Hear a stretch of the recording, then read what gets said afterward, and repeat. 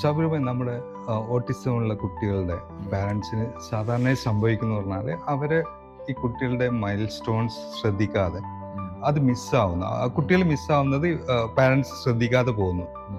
ഞാൻ പലരോടും സംസാരിച്ചപ്പോൾ സാധാരണയായിട്ട് ഒരു കുട്ടി സംസാരിക്കേണ്ട സമയത്ത് സംസാരിക്കാൻ തുടങ്ങിയിട്ടില്ലെങ്കിൽ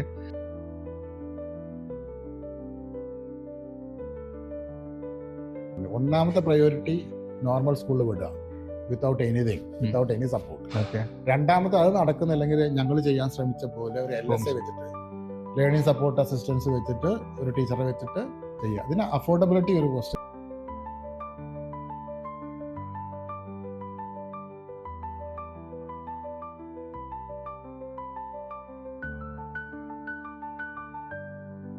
സാബുഭായ് നമസ്കാരം. നമസ്കാരം. ആദ്യമേ ഒരു വലിയ കൺഗ്രാജുലേഷൻസ്. Thank you. കാരണം സാബുഭായ് എഴുതിയ അലൂസിനൊപ്പം എന്ന പുസ്തകത്തിന് കേരള ഗവൺമെന്റിന്റെ സാമൂഹ്യ നീതി വകുപ്പിന്റെ ഒരു ഏറ്റവും നല്ല പുസ്തകങ്ങൾ അവാർഡ് ഇപ്പോൾ അടുത്ത് കിട്ടിയിട്ടുണ്ട് അല്ലേ? കഴിഞ്ഞ മാസമായിരുന്നു. 2021 മുതൽ 25 വരെ ഇറങ്ങിയിട്ടുള്ള പുസ്തകങ്ങളുടെ ബേസ് ചെയ്തിട്ടാണ്. ഓക്കെ. സാബുഭായ് ഇതേ ബുക്ക് ടുഗദർ വിത്ത് അലൂസ് എന്ന് പറഞ്ഞിട്ട് ഇംഗ്ലീഷിലും എഴുതിയിട്ടുണ്ട്. മലയാളം ബുക്കിനാണ് ഇപ്പോൾ അവാർഡ് കിട്ടിയത്. ഓക്കെ. അലൂസ് രണ്ടാമത്തെ മകനാണ്, സ്പെഷ്യൽ ചൈൽഡ് ആണ് അല്ലേ? ഓക്കെ. അലൻ എന്നാണ് പേര്. എല്ലാവരും ഞങ്ങൾ അല്ലൂസ്. ഓക്കെ. അല്ലു. അതെ. സ്പെഷ്യൽ ചൈൽഡ് ആണ്, ASD ഉള്ള കുട്ടിയാണ് അല്ലേ? ഓക്കെ. ഞാൻ ഇതിനു മുമ്പ് പിന്നെ എൻ്റെ ഒരു സുഹൃത്ത് സന്ധ്യ ഉണ്ണി എന്ന് പറഞ്ഞിട്ടുള്ള സുഹൃത്തിനോട് ഓട്ടിസത്തെ കുറിച്ച് സംസാരിച്ചിട്ടുണ്ട്. പുള്ളിക്കാരി ഒരു തെറപ്പിസ്റ്റാണ്, ട്രെയിനറാണ്. തെറപ്പിസ്റ്റിന് ട്രെയിൻ ചെയ്യുന്ന IBP പ്രൊഫഷണലാണ്. അപ്പോൾ ഞാൻ മനസ്സിലാക്കിയ ഒരു കാര്യം, ഒരു 10 വർഷത്തിന് മുമ്പ്, 20 വർഷത്തിന് മുമ്പൊക്കെ ഓട്ടിസം എന്ന് പറഞ്ഞ ഒരു 10,000 കുട്ടികളിൽ ഒരു കുട്ടിക്ക് ഉള്ള ഒരു കാര്യമാണ്. അത് ഇന്ന് 50 കുട്ടികളിൽ ഒരു കുട്ടിക്ക് എന്നുള്ള റേഷ്യോയിലേക്ക് വളർന്നിട്ടുണ്ട്. അതൊരു വലിയ രാജ്യങ്ങളിലും ഓരോന്ന് പോലെ. അതെ. അപ്പോൾ തീർച്ചയായിട്ടും സാബിർഭായ് ഇങ്ങനെയുള്ള കുട്ടിയുടെ പാരന്റിങ്ങിനെ പറ്റി ഓരോ നിമിഷവും അത് ഡോക്യുമെന്റ് ചെയ്യാണ് ഈ പുസ്തകത്തിലൂടെ. ഈ പുസ്തകത്തിന്റെ ഒരു പ്രത്യേകത ഞാൻ മനസ്സിലാക്കുന്നത് വെച്ചാൽ ഇതിൽ പാരന്റിങ്ങിനെ കുറിച്ച് മാത്രമല്ല സാബിർഭായ് എഴുതിയിരിക്കുന്നത്, ഓട്ടിസത്തെ കുറിച്ച് വളരെ സയന്റിഫിക്കായി പഠിച്ചിട്ട് എഴുതിയൊരു കാര്യമാണ്. അപ്പൊ അങ്ങനെയുള്ളൊരു കുട്ടിയുടെ പാരന്റ്സിന് ഈ പുസ്തകം വളരെ ഉപയോഗപ്രദമാവുമെന്നാണ് എനിക്ക് തോന്നുന്നത്. ഞാൻ മുഴുവനും വായിച്ചു. ഞാൻ മലയാളം വേർഷനാണ് വായിച്ചത്. അപ്പോൾ ഒരുപാട് അറിവ് എല്ലാത്തിനെ കുറിച്ചും ഇതിൽ പറയുന്നുണ്ട്. ഈവൻ നമ്മുടെ ഇമോഷണൽ വെൽബീയിങ്, നമ്മുടെ ഫാമിലിയുടെ ഒരു ഇവന്റ്സിന്റെ ഒരു അലൈൻമെന്റ് എല്ലാം ഇതിൽ പറയുന്നുണ്ട്. അപ്പോൾ ഞാൻ വിചാരിച്ചു നമ്മുടെ ഈ സംസാരം, നമ്മുടെ ഈ ഒരു ഡിസ്കഷൻ ഇതുപോലെയുള്ള പാരന്റ്സിനെ വളരെ ഹെൽപ്പ് ചെയ്യുന്നുണ്ട്. അതുകൊണ്ടാണ് ഞാൻ സാബിർഭായ് മീറ്റ് ചെയ്യാൻ തീരുമാനിച്ചത്. ഞാനത് ഒരു പാരന്റിങ് പെർസ്പെക്റ്റീവിലാണ് എഴുതിയിരിക്കുന്നത്. അങ്ങനെയുള്ള പുസ്തകങ്ങൾ വളരെ റെയറാണ്. സയന്റിഫിക് ആയിട്ടുള്ള ഇൻഫർമേഷൻ കിട്ടുന്ന റിസോഴ്സസ് കുറേ ഉണ്ട് നമ്മുടെ വെബിലും പുസ്തകങ്ങളായിട്ടൊക്കെ. അപ്പോൾ ഒരു പാരന്റിന്റെ ഇമോഷൻസ് മിക്സ് ചെയ്തിട്ട് സയന്റിഫിക് ആയിട്ട് പ്രാക്ടിക്കലായിട്ട് ഇംപ്ലിമെന്റ് ചെയ്യാൻ പറ്റുന്ന കാര്യങ്ങളാണ് ഞാനത് പറഞ്ഞു പോയത്. അത് മോനെ കൺസീവ് ചെയ്തത് മുതൽ അവന് 10 വയസ്സ് വരെയുള്ള എല്ലാ കാര്യങ്ങളും അതിൽ വരുന്നുണ്ട്. ഇപ്പൊ ഈ പുസ്തകം ഇറങ്ങിയിട്ട് 2024 പുസ്തകം ഇറങ്ങുന്നത്. അപ്പോൾ 1.5 വർഷത്തെ കാര്യമാണ് അതിൽ ഇല്ലാതിരിക്കുന്നത്. അതിന്റെ രണ്ടാം ഭാഗം ഞാൻ വർക്ക് ചെയ്തുകൊണ്ടിരിക്കുന്നുണ്ട്. ഏകദേശം അടുത്തൊരു 2-3 മാസത്തിനകത്ത് അത് പുറത്തു വരും. സാബിർഭായ്, നമുക്ക് ഒരാൾക്കൊരു കുഞ്ഞു ജനിക്കുമ്പോൾ നമ്മുടെ ഒരു പ്രാർത്ഥന പറഞ്ഞാൽ ഒരു ആരോഗ്യമുള്ള കുട്ടി ആയിരിക്കണം എന്നാണ്. ഈ കേസിൽ ഞാനിപ്പം എന്നെ പ്ലേസ് ചെയ്തിട്ട് ഞാൻ അതെന്താണെന്ന് മനസ്സിലാക്കാൻ ശ്രമിച്ചു, പക്ഷെ എനിക്ക് പറ്റുന്നില്ല. സാബിർഭായിയുടെ മകന് ഓട്ടിസം ഉണ്ടെന്ന് ആദ്യമായിട്ട് ഒരു ഡോക്ടർ പറയുമ്പോൾ ഏത് തരം വികാരമായിരിക്കും, എങ്ങനെയാണ് ആ മൊമെന്റിനെ എങ്ങനെയാണ് തരണം ചെയ്തതെന്ന് പറയാം?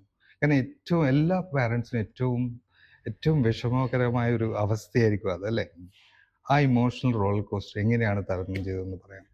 അത് നമ്മള് വളരെ സങ്കീർണമായിട്ടുള്ളൊരു വൈകാരിക തലമാണ് അത് ശരിക്കും പറഞ്ഞാൽ. അങ്ങനെ ചോദിച്ചു കഴിഞ്ഞാൽ അത് എക്സ്പ്രസ് ചെയ്യാൻ വാക്കുകൊണ്ട് പറ്റുമെന്ന് എനിക്ക് തോന്നുന്നില്ല. എന്നാലും ഞാൻ പറയാം, അതായത് നമ്മള് അതുവരെ അന്യമായിട്ടുള്ള ഒരു വാക്കാണ് ഓട്ടിസം. ഇപ്പം മനോജ് നേരത്തെ പറഞ്ഞു, വളരെ റെയറായിട്ടുള്ള ഒരു സംഭവമായിരുന്നു ഓട്ടിസം കുറേ വർഷങ്ങൾക്ക് മുന്നെയാണ്. ഇപ്പോൾ ഡോക്യുമെന്റഡ് ഇൻഫർമേഷൻ തന്നെ 30 വർഷത്തിൽ ശേഷമുള്ളതേ ഉള്ളൂ. അതിന് മുന്നേ ഓട്ടിസം ഉണ്ട്, ഹൈപ്പർ ആക്ടിവിറ്റിയും എല്ലാ കാര്യങ്ങളും ആദ്യമേ ഉണ്ട്. അതെ. പക്ഷെ അത് ഐഡന്റിഫൈ ചെയ്തിട്ടില്ല, ഡോക്യുമെന്റ് ചെയ്തിട്ടില്ല, അത് Correct. മാത്രമാണ്. അപ്പോൾ ഓട്ടിസം എന്താണെന്ന് അറിയാൻ ആ ഓട്ടിസം എൻ്റെ വീട്ടിലോട്ട് വരേണ്ടി വന്നു.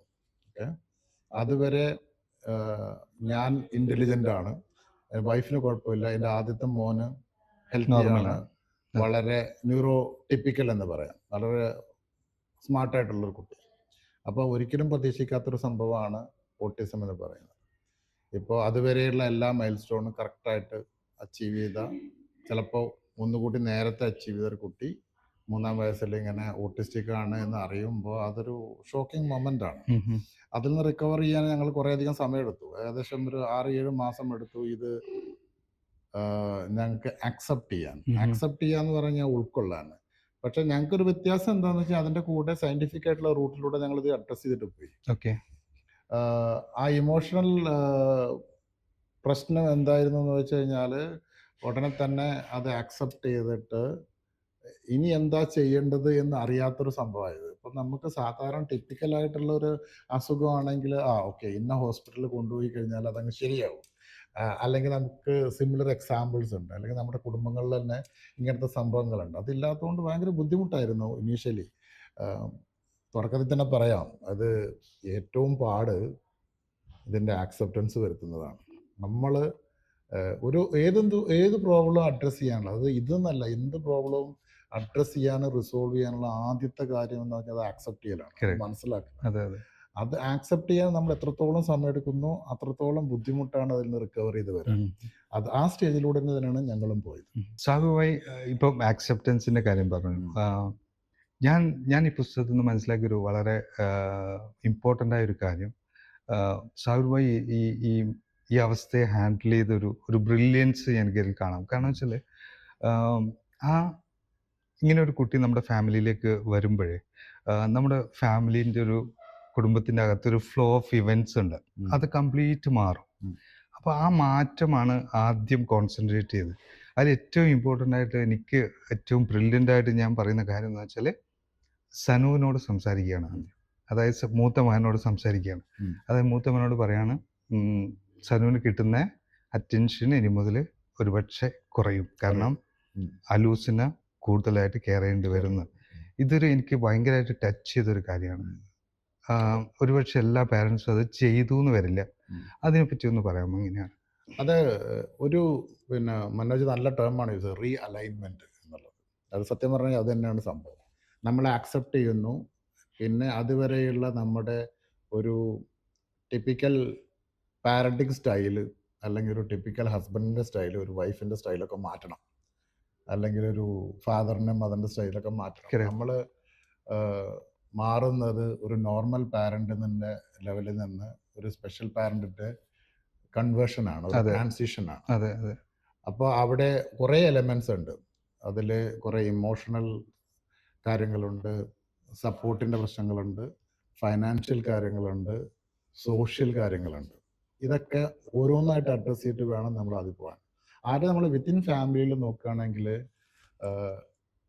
മനോജ് കറക്റ്റായിട്ട് അഡ്രസ്സ് ചെയ്തു. നമ്മുടെ മോനോട് സംസാരിച്ചത് ഞങ്ങൾ അതുവരെ ഞങ്ങൾ എന്താ മൈക്രോ പാരന്റിങ് ആയിരുന്നു. അതായത് ഇവൻ്റെ സ്കൂളിൽ എന്താ നടക്കുന്നത്, അവനെന്താ ചെയ്യുന്നത്, എത്ര മാർക്ക് കിട്ടുന്നുണ്ട്, അവൻ ഏത് ഡയറക്ഷൻ, അവൻ്റെ ഫ്രണ്ട്സ് ഏതാണ്, അവൻ എങ്ങോട്ടാണ് പോകുന്നത്, എല്ലാം ഞങ്ങൾ നോക്കിയിരുന്നു ആ ഒരു മൂത്ത മോൻ്റെ കാര്യത്തിൽ, സനുവിൻ്റെ കാര്യത്തിൽ. അപ്പോൾ ഇത് അറിഞ്ഞപ്പോൾ ആദ്യമായിട്ട് ചെയ്തത് ഏറ്റവും ഇമ്പോർട്ടൻ്റ് ആയിട്ടുള്ള ഒരു കാര്യം തന്നെയാണ് അത്. ഞങ്ങൾ ഇരുന്നിട്ട് പറഞ്ഞു, മോൻ ഞങ്ങൾ ഇടയ്ക്കിടയ്ക്ക് ഡ്രൈവിന് പോകും, ഞാനും അവനും മാത്രം ചില സമയത്ത്.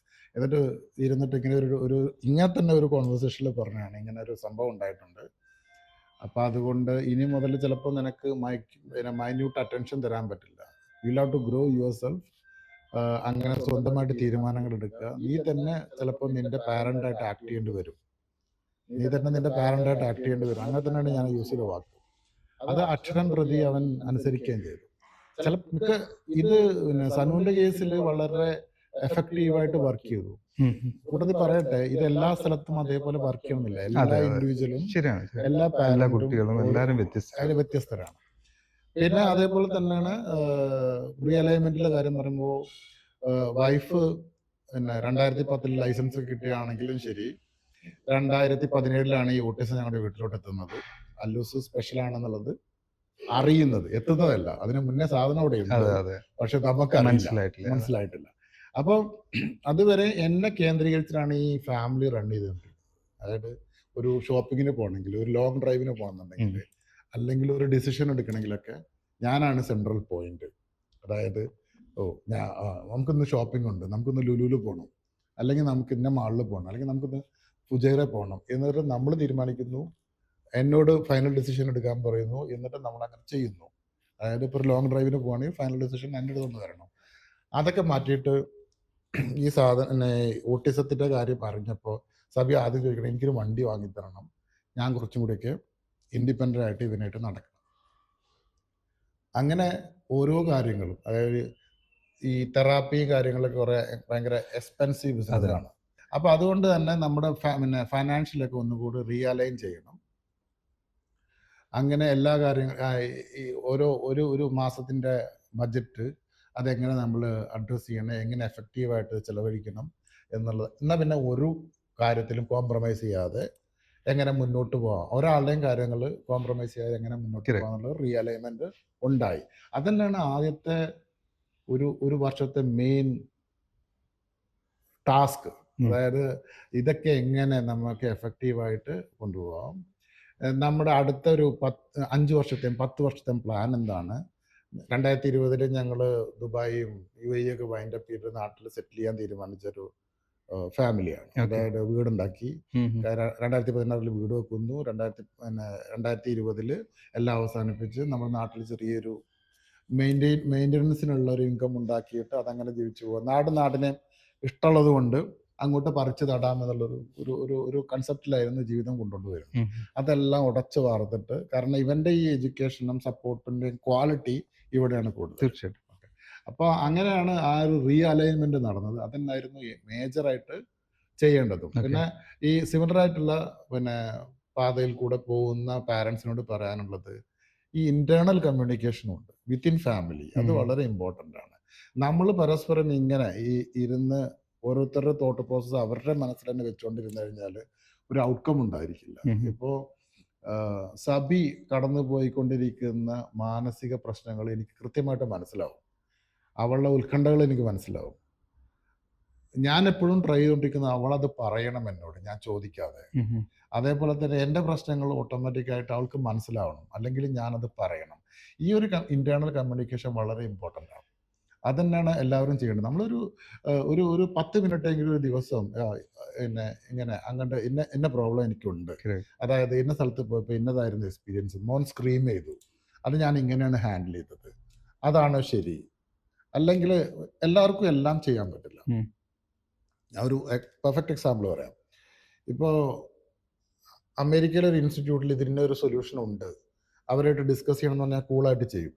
കാരണം ഞാൻ ഫോൺ എടുക്കും, സംസാരിക്കും, അവിടെ എങ്ങനെ വേണമെങ്കിലും ആറിനായിട്ട് വേണമെങ്കിലും കോർഡിനേറ്റ് ചെയ്യും, വേണമെങ്കിൽ അങ്ങോട്ട് ട്രാവൽ ചെയ്യും, അതിനുള്ള ഫണ്ട് ഉണ്ടാക്കും.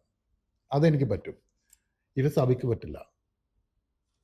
ഈ കോർഡിനേഷനും ആൾക്കാരായിട്ട് എന്താ പറയുക, കോൾഡായിട്ട് അപ്രോച്ച് ചെയ്യാന്ന് പറയില്ല. അതായത് അങ്ങനെ ഇരിക്കുന്ന ആളുടെ അപ്രോച്ച് ചെയ്യാൻ ആൾക്ക് പറ്റില്ല, ഇങ്ങനെ സംസാരിക്കാനും പറ്റില്ല. കാരണം ഡൂവർ. അതാണ് എൻ്റെ രണ്ടാമത്തെ പോയിന്റ്. മനോജ് ഇത് പറഞ്ഞു. അതിലൊരു മെയിൻ ആസ്പെക്ട്, കുട്ടികളെ പഠിപ്പിക്കാനുള്ളൊരു കഴിവുണ്ട്, ഇരിക്കാനുള്ളൊരു കഴിവുണ്ട്, ഒരു റുട്ടീൻ ഫോളോ ചെയ്യാനുള്ള കാര്യമുണ്ട്, ടേബിൾ ടോപ്പ് ട്രെയിനിങ് ഉണ്ട്. ഇതിൽ ഏതെങ്കിലും ഒന്ന് ഒരു 10 മിനിറ്റ് എന്നോട് ചെയ്യാൻ പറഞ്ഞാൽ എനിക്ക് പറ്റില്ല. ഇനി മോൻ്റെ സനുവിൻ്റെ കാര്യത്തിൽ വരികയാണെങ്കിൽ, ഞാനും സബിയും ചിലപ്പോൾ ടെൻഷനാവും. ഇപ്പോൾ അവൻ്റെ കാലുളുക്കി, അപ്പോൾ ഞങ്ങൾ ആലോചിക്കുക, അവനെ കാലുളുക്കിയത് അവന് പറയാൻ അറിയില്ലല്ലോ. അപ്പോൾ നമ്മൾ പാരന്റിങ് പറയും. അപ്പോൾ ഇപ്പോൾ അടുത്തുണ്ടായ കാലുളിക്കിയതിൻ്റെ എക്സാമ്പിൾ തന്നെ പറഞ്ഞത് എന്താണെന്ന് വെച്ച് കഴിഞ്ഞാൽ, സനു എന്നെ വിളിച്ചിട്ട് പറഞ്ഞു, ഇങ്ങനെ ഒരു സംഭവം ഉണ്ടായിട്ടുണ്ട്, ഒരു പ്രശ്നമില്ല, I will handle it, okay, ഇപ്പോൾ ഓഫീസിൽ നിന്ന് ഓടി വരണ്ട, ഇത് ചെറിയ പ്രശ്നമാണ്, എനിക്ക് ഫുട്ബോളിൽ വരുന്ന പോലത്തെ ഒരു ചെറിയ പ്രശ്നമാണ്, ഞാൻ കൊണ്ടുപോയിക്കോളാം, ശരിയാവും. അപ്പോൾ ഓരോരുത്തരുടെയും കപ്പാസിറ്റി മനസ്സിലാക്കിയിട്ട് വേണം നമ്മൾ അലൈൻ ചെയ്യാൻ. ഇതെപ്പോഴും സാമ്പത്തികം മാത്രമല്ല. എല്ലാവരും ചില ഈ പുസ്തകത്തിന് പൊതുവെ എല്ലാവരും പറഞ്ഞ ഒരു അപ്പർ മിഡിൽ ക്ലാസ്സിലെ കാഴ്ചപ്പാട് തന്നിട്ടാണ് ഈ കാര്യങ്ങൾ മുഴുവൻ പറഞ്ഞേക്കുന്നത്. ഇത് ഫൈനാൻസ് മാത്രമല്ല, ഇത് കുറേയൊക്കെ നമ്മൾ എങ്ങനെയൊക്കെ ഇൻവോൾവ് ചെയ്യുന്നു, ഇൻവോൾവ് നമ്മൾ ചെയ്യുന്നു, സമയം ഇതെങ്ങനെ എങ്ങനെ അതെ മാനേജ് ചെയ്യുന്നു, എങ്ങനെയൊക്കെ ആൾക്കാരെ നമ്മൾ ഒപ്പം നിർത്തുന്നു, ശരിയാണ്. കമ്മ്യൂണിക്കേറ്റ് ചെയ്യുന്നു, അതെ അതെല്ലാം അതെ ഇൻക്ലൂഡഡ് ആണ് ഈ ശരിയാണ്. പാരന്റിങ് ജേണിയിൽ. അബ്സല്യൂട്ട്ലി. ഷാബിറുഭായ്, നമ്മുടെ ഓട്ടിസം ഉള്ള കുട്ടികളുടെ ഉം. പാരൻസിന് സാധാരണയായി സംഭവിക്കുന്ന പറഞ്ഞാൽ അവര് ഈ കുട്ടികളുടെ മൈൽ സ്റ്റോൺസ് ശ്രദ്ധിക്കാതെ അത് മിസ്സാവുന്നു. ആ കുട്ടികൾ മിസ്സാവുന്നത് പാരൻസ് ശ്രദ്ധിക്കാതെ പോകുന്നു. ഞാൻ പലരോടും സംസാരിച്ചപ്പോൾ സാധാരണയായിട്ട് ഒരു കുട്ടി സംസാരിക്കേണ്ട സമയത്ത് സംസാരിക്കാൻ തുടങ്ങിയിട്ടില്ലെങ്കിൽ നമ്മൾ ബന്ധുക്കളെ കേൾക്കും, അത് കുഴപ്പമില്ല, കുറച്ച് കഴിഞ്ഞാൽ അവർ സംസാരിച്ചോളൂ, ഇങ്ങനെ അത് പ്രൊലോങ് ചെയ്യും. നമ്മൾ നേരത്തെ കൊടുക്കാൻ പറ്റിയ ഒരു ഒരു കൺസൾട്ടന്റിനെ മീറ്റ് ചെയ്യുകയോ അല്ലെങ്കിൽ കുട്ടിക്ക് ഒരു തെറാപ്പി തുടങ്ങാൻ പറ്റുന്നത് അത് വളരെ ഡിലേ ആവുന്ന ഒരു സംഭവമുണ്ട്. അപ്പോൾ പല മൈൽ സ്റ്റോൺസ് ഉണ്ട്. അതിൽ സ്റ്റാർട്ടിങ് വിത്ത് ഐ കോണ്ടാക്ട്, അത് അത് ഇല്ലെന്ന് മനസ്സിലാക്കുന്നില്ല നമ്മൾ. ഇതിൽ ഡീറ്റെയിൽ ആയിട്ട് ഓരോ മൈൽ സ്റ്റോണിനെ കുറിച്ചും പറയുന്നുണ്ട് ബുക്കിൽ. ഓക്കെ, ഒന്ന് നമുക്ക് അതിനെക്കുറിച്ച് പറയാമോ? ഈ മൈൽ സ്റ്റോൺ എന്ന് പറയുന്നത് ഒരു കുട്ടി ജനിച്ചു കഴിഞ്ഞു കഴിഞ്ഞാൽ, ഇതൊക്കെ ഞാൻ ഇതിനെപ്പറ്റി ഡീപ്പായിട്ട് പഠിച്ചതിന് ശേഷം വന്ന അറിവുകളാണ് കേട്ടോ. ആ സമയത്ത് എനിക്ക് ഉണ്ടായിട്ടില്ല. അതെ. ഇതൊക്കെ അറിയെങ്കിൽ എന്തുകൊണ്ട് ഇങ്ങനെയെന്ന് നേരത്തെ ചോദിക്കരുത്. അതെ അതാ പറഞ്ഞത്. അതായത് ഒരു കുട്ടി കറക്റ്റ് ജനിച്ച് 3-4 മാസം കഴിയുമ്പോൾ കമിഴ്ന്ന് ഇരുന്ന് എഴഞ്ഞ് പിന്നെ പിടിച്ചു നിന്ന് പിന്നെ എണീറ്റ് നിന്ന് നടക്കുന്നതാണ് കറക്റ്റ് മൈൽ സ്റ്റോൺ. അപ്പം ചില സമയത്ത് നമുക്ക് തോന്നും ചില കുട്ടികൾ ഇരിക്കാതെ നേരം നിൽക്കും, അല്ലെങ്കിൽ ചില കുട്ടികൾ എഴയാതെ നേരം അങ്ങോട്ട് കൈപിടിച്ച് നിൽക്കും. സത്യം പറഞ്ഞു കഴിഞ്ഞാൽ നമുക്ക് ഒരൊറ്റടിക്ക് നോക്കിക്കഴിഞ്ഞു കഴിഞ്ഞാൽ അതൊരു പോസിറ്റീവ് സൈനാണ്. സത്യം പറഞ്ഞാൽ അല്ല, അവനൊരു മൈൽ സ്റ്റോൺ വിട്ടു, ആ കുട്ടി ഒരു മൈൽ സ്റ്റോൺ വിട്ടു. അതായത് there is something abnormal about it, അല്ലേ? Something abnormal about it. ഇപ്പം മനോജും പറഞ്ഞു, എൻ്റെ ബുക്കിൽ സംസാരത്തിനെ പറ്റി പറഞ്ഞുകൊണ്ടായിരിക്കും മനോജ് അത് പിക്ക് ചെയ്തത്. സംസാരിക്കാത്തത് കൊണ്ട് കൺസേൺഡ് ആയിട്ട് ആരോടെങ്കിലും സംസാരിച്ചു എന്നുള്ളത്, അതിനെപ്പറ്റി ചർച്ച ചെയ്തു എന്നുള്ളത്. സത്യം പറഞ്ഞു കഴിഞ്ഞാൽ സംസാരം ഒഴിച്ച് ഒരു പ്രശ്നവും ഞങ്ങൾ നോട്ടീസ് ചെയ്തില്ല. ഞാൻ നേരത്തെ പറഞ്ഞ കാര്യം തന്നെ പറയാം. ആലൻ്റെ കേസിൽ ഇപ്പോൾ ഞങ്ങളുടെ മൂത്ത മോന് സംസാരിക്കാൻ തന്നെ, ഇവിടെ ഒരു ന്യൂക്ലിയർ ഫാമിലി ആയതുകൊണ്ട് അവൻ ഒറ്റയ്ക്കല്ല ഉണ്ടായിരുന്നു. ഇപ്പോൾ ന്യൂക്ലിയർ ഫാമിലി ആയതുകൊണ്ട് അവൻ്റെ സംസാരം വൈകിയപ്പോൾ ഞങ്ങൾ ഒരിക്കൽ ഒരു 2 മാസം നാട്ടിലോട്ട് പോയി നിന്നിട്ട് അവിടെ പോയിട്ട് ആൾക്കാരായിട്ട് ഇൻവോൾവ് ചെയ്തിട്ട് സംസാരിച്ച് വന്നപ്പോൾ ശരിയായി. 2-2.5 മാസം. അപ്പം ഞങ്ങളൊരു എക്സ്പീരിയൻസ് ഉള്ളത് കൊണ്ട് ഞങ്ങൾ അങ്ങനെ 2-2.5 വയസ്സ് വരെ അങ്ങനെ അത്രയും കൺസേൺഡ് ആയില്ല. ഓക്കെ. പിന്നെ സംസാരം ഫർദർ ഡിലേ ആയപ്പോഴാണ് ഞങ്ങളിത് 3 വയസ്സാകുമ്പോൾ ഒരു ഡോക്ടറെ കാണിക്കുന്നതും. ഇതിലോട്ട് നമുക്ക് വരാം എങ്ങനെ ഇത് ഐഡൻറ്റിഫൈ ചെയ്തത്. അപ്പോൾ ഈ അതിലിടക്ക് സംഭവിക്കുന്ന പല കാര്യങ്ങളും, അതായത് ഞാൻ പറഞ്ഞില്ലേ, ചില കാര്യങ്ങൾ ഓവറായിട്ട് ചെയ്യുക അല്ലെങ്കിൽ പെട്ടെന്ന് ചെയ്യുക, അതും അബ്നോർമാലിറ്റിയാണ്. നമുക്ക് ഒരു കുട്ടിയുടെ ഒരു മൈൽ സ്റ്റോണിൻ്റെ ഒരു പേസ് ഉണ്ട്, അല്ലെങ്കിൽ ഒരു ടൈം സ്പാൻ ഉണ്ട്. ആ ടൈം സ്പാനിൽ തന്നെ ഇതെല്ലാം നടന്നു പോകണം. അതിന് പെട്ടെന്നോ അല്ലെങ്കിൽ നേരത്തെയോ അല്ലെങ്കിൽ കുറച്ച് വൈകിട്ടോ വന്നു കഴിഞ്ഞാൽ അതൊരു പ്രശ്നമാണ്. ഇനി അല്ലൂസിൻ്റെ കാര്യത്തിൽ പല മൈൽ സ്റ്റോൺസും അല്ലെങ്കിൽ പല ആക്ടിവിറ്റീസും ഞങ്ങൾക്ക് എക്സെപ്ഷണൽ ആയിട്ടാണ് തോന്നിയത്. ഫോർ എക്സാമ്പിൾ, അവൻ നടക്കുന്ന ദിവസം എനിക്ക് ഓർമ്മയുണ്ട്. നടക്കുന്ന ദിവസം ഒരു മഞ്ഞ കസേരയുടെ മുകളിൽ അവൻ കയറിയിരിക്കും. ഇങ്ങനെ ഒരു കസേരയുടെ മുകളിൽ കയറിയിരിക്കുന്നു. അവൻ അതിൻ്റെ മുകളിൽ നിന്ന് എണീക്കാൻ ശ്രമിക്കും. കസേരയുടെ മുകളിൽ നിന്നാണ് അവൻ നിൽക്കുന്നത്. എണീക്കാൻ ശ്രമിക്കുന്നു, അവൻ വീണു. സാധാരണ ഒരു നോർമൽ കുട്ടിയാണെങ്കിൽ ഒരിക്കൽ വീണ് കഴിഞ്ഞാൽ പിന്നെ 2 ആഴ്ചക്ക് പിന്നെ അവൻ അതിനെ അറ്റംപ്റ്റ് ചെയ്യില്ല. കാരണം അവൻ ആ വേദന അനുഭവിച്ചു. അതുകൊണ്ട് ഇനിയും ഞാൻ എണീറ്റ് കഴിഞ്ഞാൽ വീണ്ടും വീഴും, എനിക്ക് അങ്ങനെയാണ് ഈ മൈൽ സ്റ്റോൺ കുറച്ചും കൂടെയൊക്കെ ഡിലേ ആയിട്ടും സ്കാറ്റേർഡ് ആയിട്ടും പോകുന്നത്. ഇവനതല്ലാതെ വീണ ഉടനെ തന്നെ വീണ്ടും എണീറ്റ് നിന്നിട്ട് നടന്നു. നമുക്കത് ഒരു പാരന്റ് വെച്ച് നോക്കുകയാണെങ്കിൽ സോ ബ്രേവ്, അതിന് എത്ര പെട്ടെന്നാണ് ഇത് നടന്നത്. പിന്നെയാണ് കാലങ്ങൾ സഞ്ചരിച്ചപ്പോഴാണ്, കാര്യങ്ങൾ മനസ്സിലാക്കിയപ്പോഴാണ് ഓട്ടിസത്തിന്റെ ഒരു ഫീച്ചർ ചിലർക്ക് വേദന അറിയില്ല എന്നുള്ളതാണ്. മനസ്സിലായോ? വേദന അറിയില്ല. അപ്പൊ അതുകൊണ്ട് അവനതൊരു പ്രോബ്ലം അല്ല. മനസ്സിലായോ? അതൊരു പ്രോബ്ലം അല്ല. അതേപോലെ വെറുതെ മണിക്കൂറുകളോളം അല്ലെങ്കിൽ ഒരേ ആക്ടിവിറ്റി തന്നെ അങ്ങനെ വീണ്ടും വീണ്ടും ചെയ്തുകൊണ്ടിരിക്കും. അപ്പോൾ നമ്മൾ ആ സമയത്തൊക്കെ നമ്മൾ ഐഡന്റിഫൈ ചെയ്യുക എന്താണ്, അവൻ്റെ ഫോക്കസ് നോക്കൂ. അവന് ചെയ്തുകൊണ്ടിരിക്കുന്ന കാര്യം വീണ്ടും വീണ്ടും ചെയ്തുകൊണ്ടിരിക്കുന്നു. അപ്പം അതുകൊണ്ട് അവൻ എക്സെപ്ഷണൽ ആണ്, അവൻ മൈൽ സ്റ്റോൺ ഒക്കെ പെർഫെക്റ്റ് ആണ്, അവന് പ്രശ്നങ്ങളൊന്നും ഇല്ല എന്നുള്ളതാണ്. പക്ഷെ അതും ഒരു പ്രോബ്ലമാണ് അല്ലേ. പിന്നെ ഒരു സാധനം കിട്ടിക്കഴിഞ്ഞാൽ, എനിക്കറിയില്ല നമ്മളത് വീണ്ടും ചോദിക്കുന്നുണ്ടോ ചർച്ച ചെയ്യുന്നുണ്ടോ എന്നുള്ളത് അറിയില്ല. പക്ഷെ നമ്മൾ ഒരു സാധനം കിട്ടിക്കഴിഞ്ഞാൽ, ഒരു കാറ് കിട്ടിക്കഴിഞ്ഞാൽ, ഫോർ എക്സാമ്പിൾ നമ്മളൊരു ടോയ് കാർ കിട്ടിക്കഴിഞ്ഞാൽ ഒരു സാധാരണ കുട്ടി എന്താ വെച്ചാൽ അത് വെച്ചിട്ട് കാർ ഓടിക്കുന്ന പോലെ കളിക്കണം.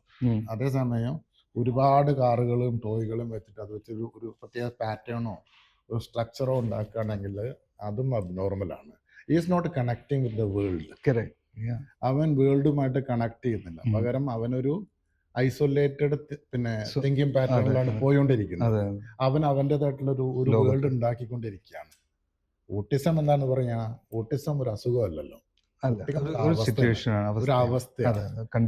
അപ്പോ ഒരുപാട് ഓട്ടിസ്റ്റിക് ആയിട്ടുള്ള കുട്ടികൾ ഇരുന്നിട്ട് ചിലപ്പോൾ നമ്മളെ നോക്കിയിട്ട് പറയും ഇവരൊന്നും നോർമൽ അല്ലാന്ന്. അവരെ സംബന്ധിച്ചിടത്തോളം അവർക്ക് യാതൊരു കുഴപ്പമില്ല. സത്യം പറഞ്ഞാൽ അവർക്കൊരു കുഴപ്പമില്ല.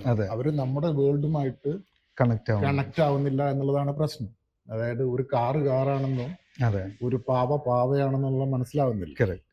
അവനെ സംബന്ധിച്ചിടത്തോളം ഈ കാറ് ഇതിങ്ങനെ ലൈൻ വെച്ച് അല്ലെങ്കിൽ ഇങ്ങനെ നിരത്തി വെക്കുന്ന ഒരു സാധനമാണ്. അങ്ങനെയാണ് അത് കളിക്കുന്നത്. സാബിർ ഭായ് ഇപ്പോൾ ഈ കണക്റ്റിനെ കുറിച്ച് പറഞ്ഞു. അതുപോലെ ഒരു പക്ഷേ നിങ്ങൾക്ക് ഏറ്റവും വിഷമമുണ്ടാക്കുന്ന ഒരു കാര്യം ഇതായിരിക്കും. അതായത് ഓട്ടിസം ഉള്ള കുട്ടികൾ ഇമോഷണലി കണക്റ്റഡ് അല്ല ആരുമായിട്ട്, അല്ലെ?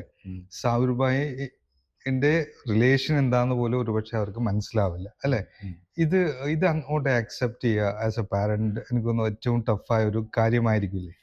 എങ്ങനെയാണ് അത് ഹാൻഡിൽ ചെയ്യുന്നത്? പ്രധാനപ്പെട്ട ഒരു ചോദ്യമാണ്. ഞങ്ങൾ ആദ്യം അത് ഉൾക്കൊള്ളാനാണ് ഏറ്റവും കൂടുതൽ സമയമെടുത്തത്. അതായത് വളരെ ഹാപ്പി ആയിട്ട് ഞങ്ങളുടെ ഇടയിൽ ജീവിച്ചു പോകുന്ന ഒരു കുട്ടിക്ക് ഈ ബന്ധങ്ങൾ അറിയില്ല എന്ന് പറഞ്ഞത്. അപ്പോൾ ഞാൻ അവൻ്റെ ഉപ്പയാണെന്നും സബി ഉമ്മയാണെന്നും സനു ബ്രദറാണെന്നുള്ളത് അറിയില്ല. പക്ഷെ എല്ലാ സമയത്തും ഞങ്ങളായിട്ട് ഇവൻ ഇൻട്രാക്ട് ചെയ്യുന്നുണ്ട്. അത് ആ ഇൻട്രാക്ഷൻസ് ഒന്നും മീനിങ് ഫുൾ അല്ല.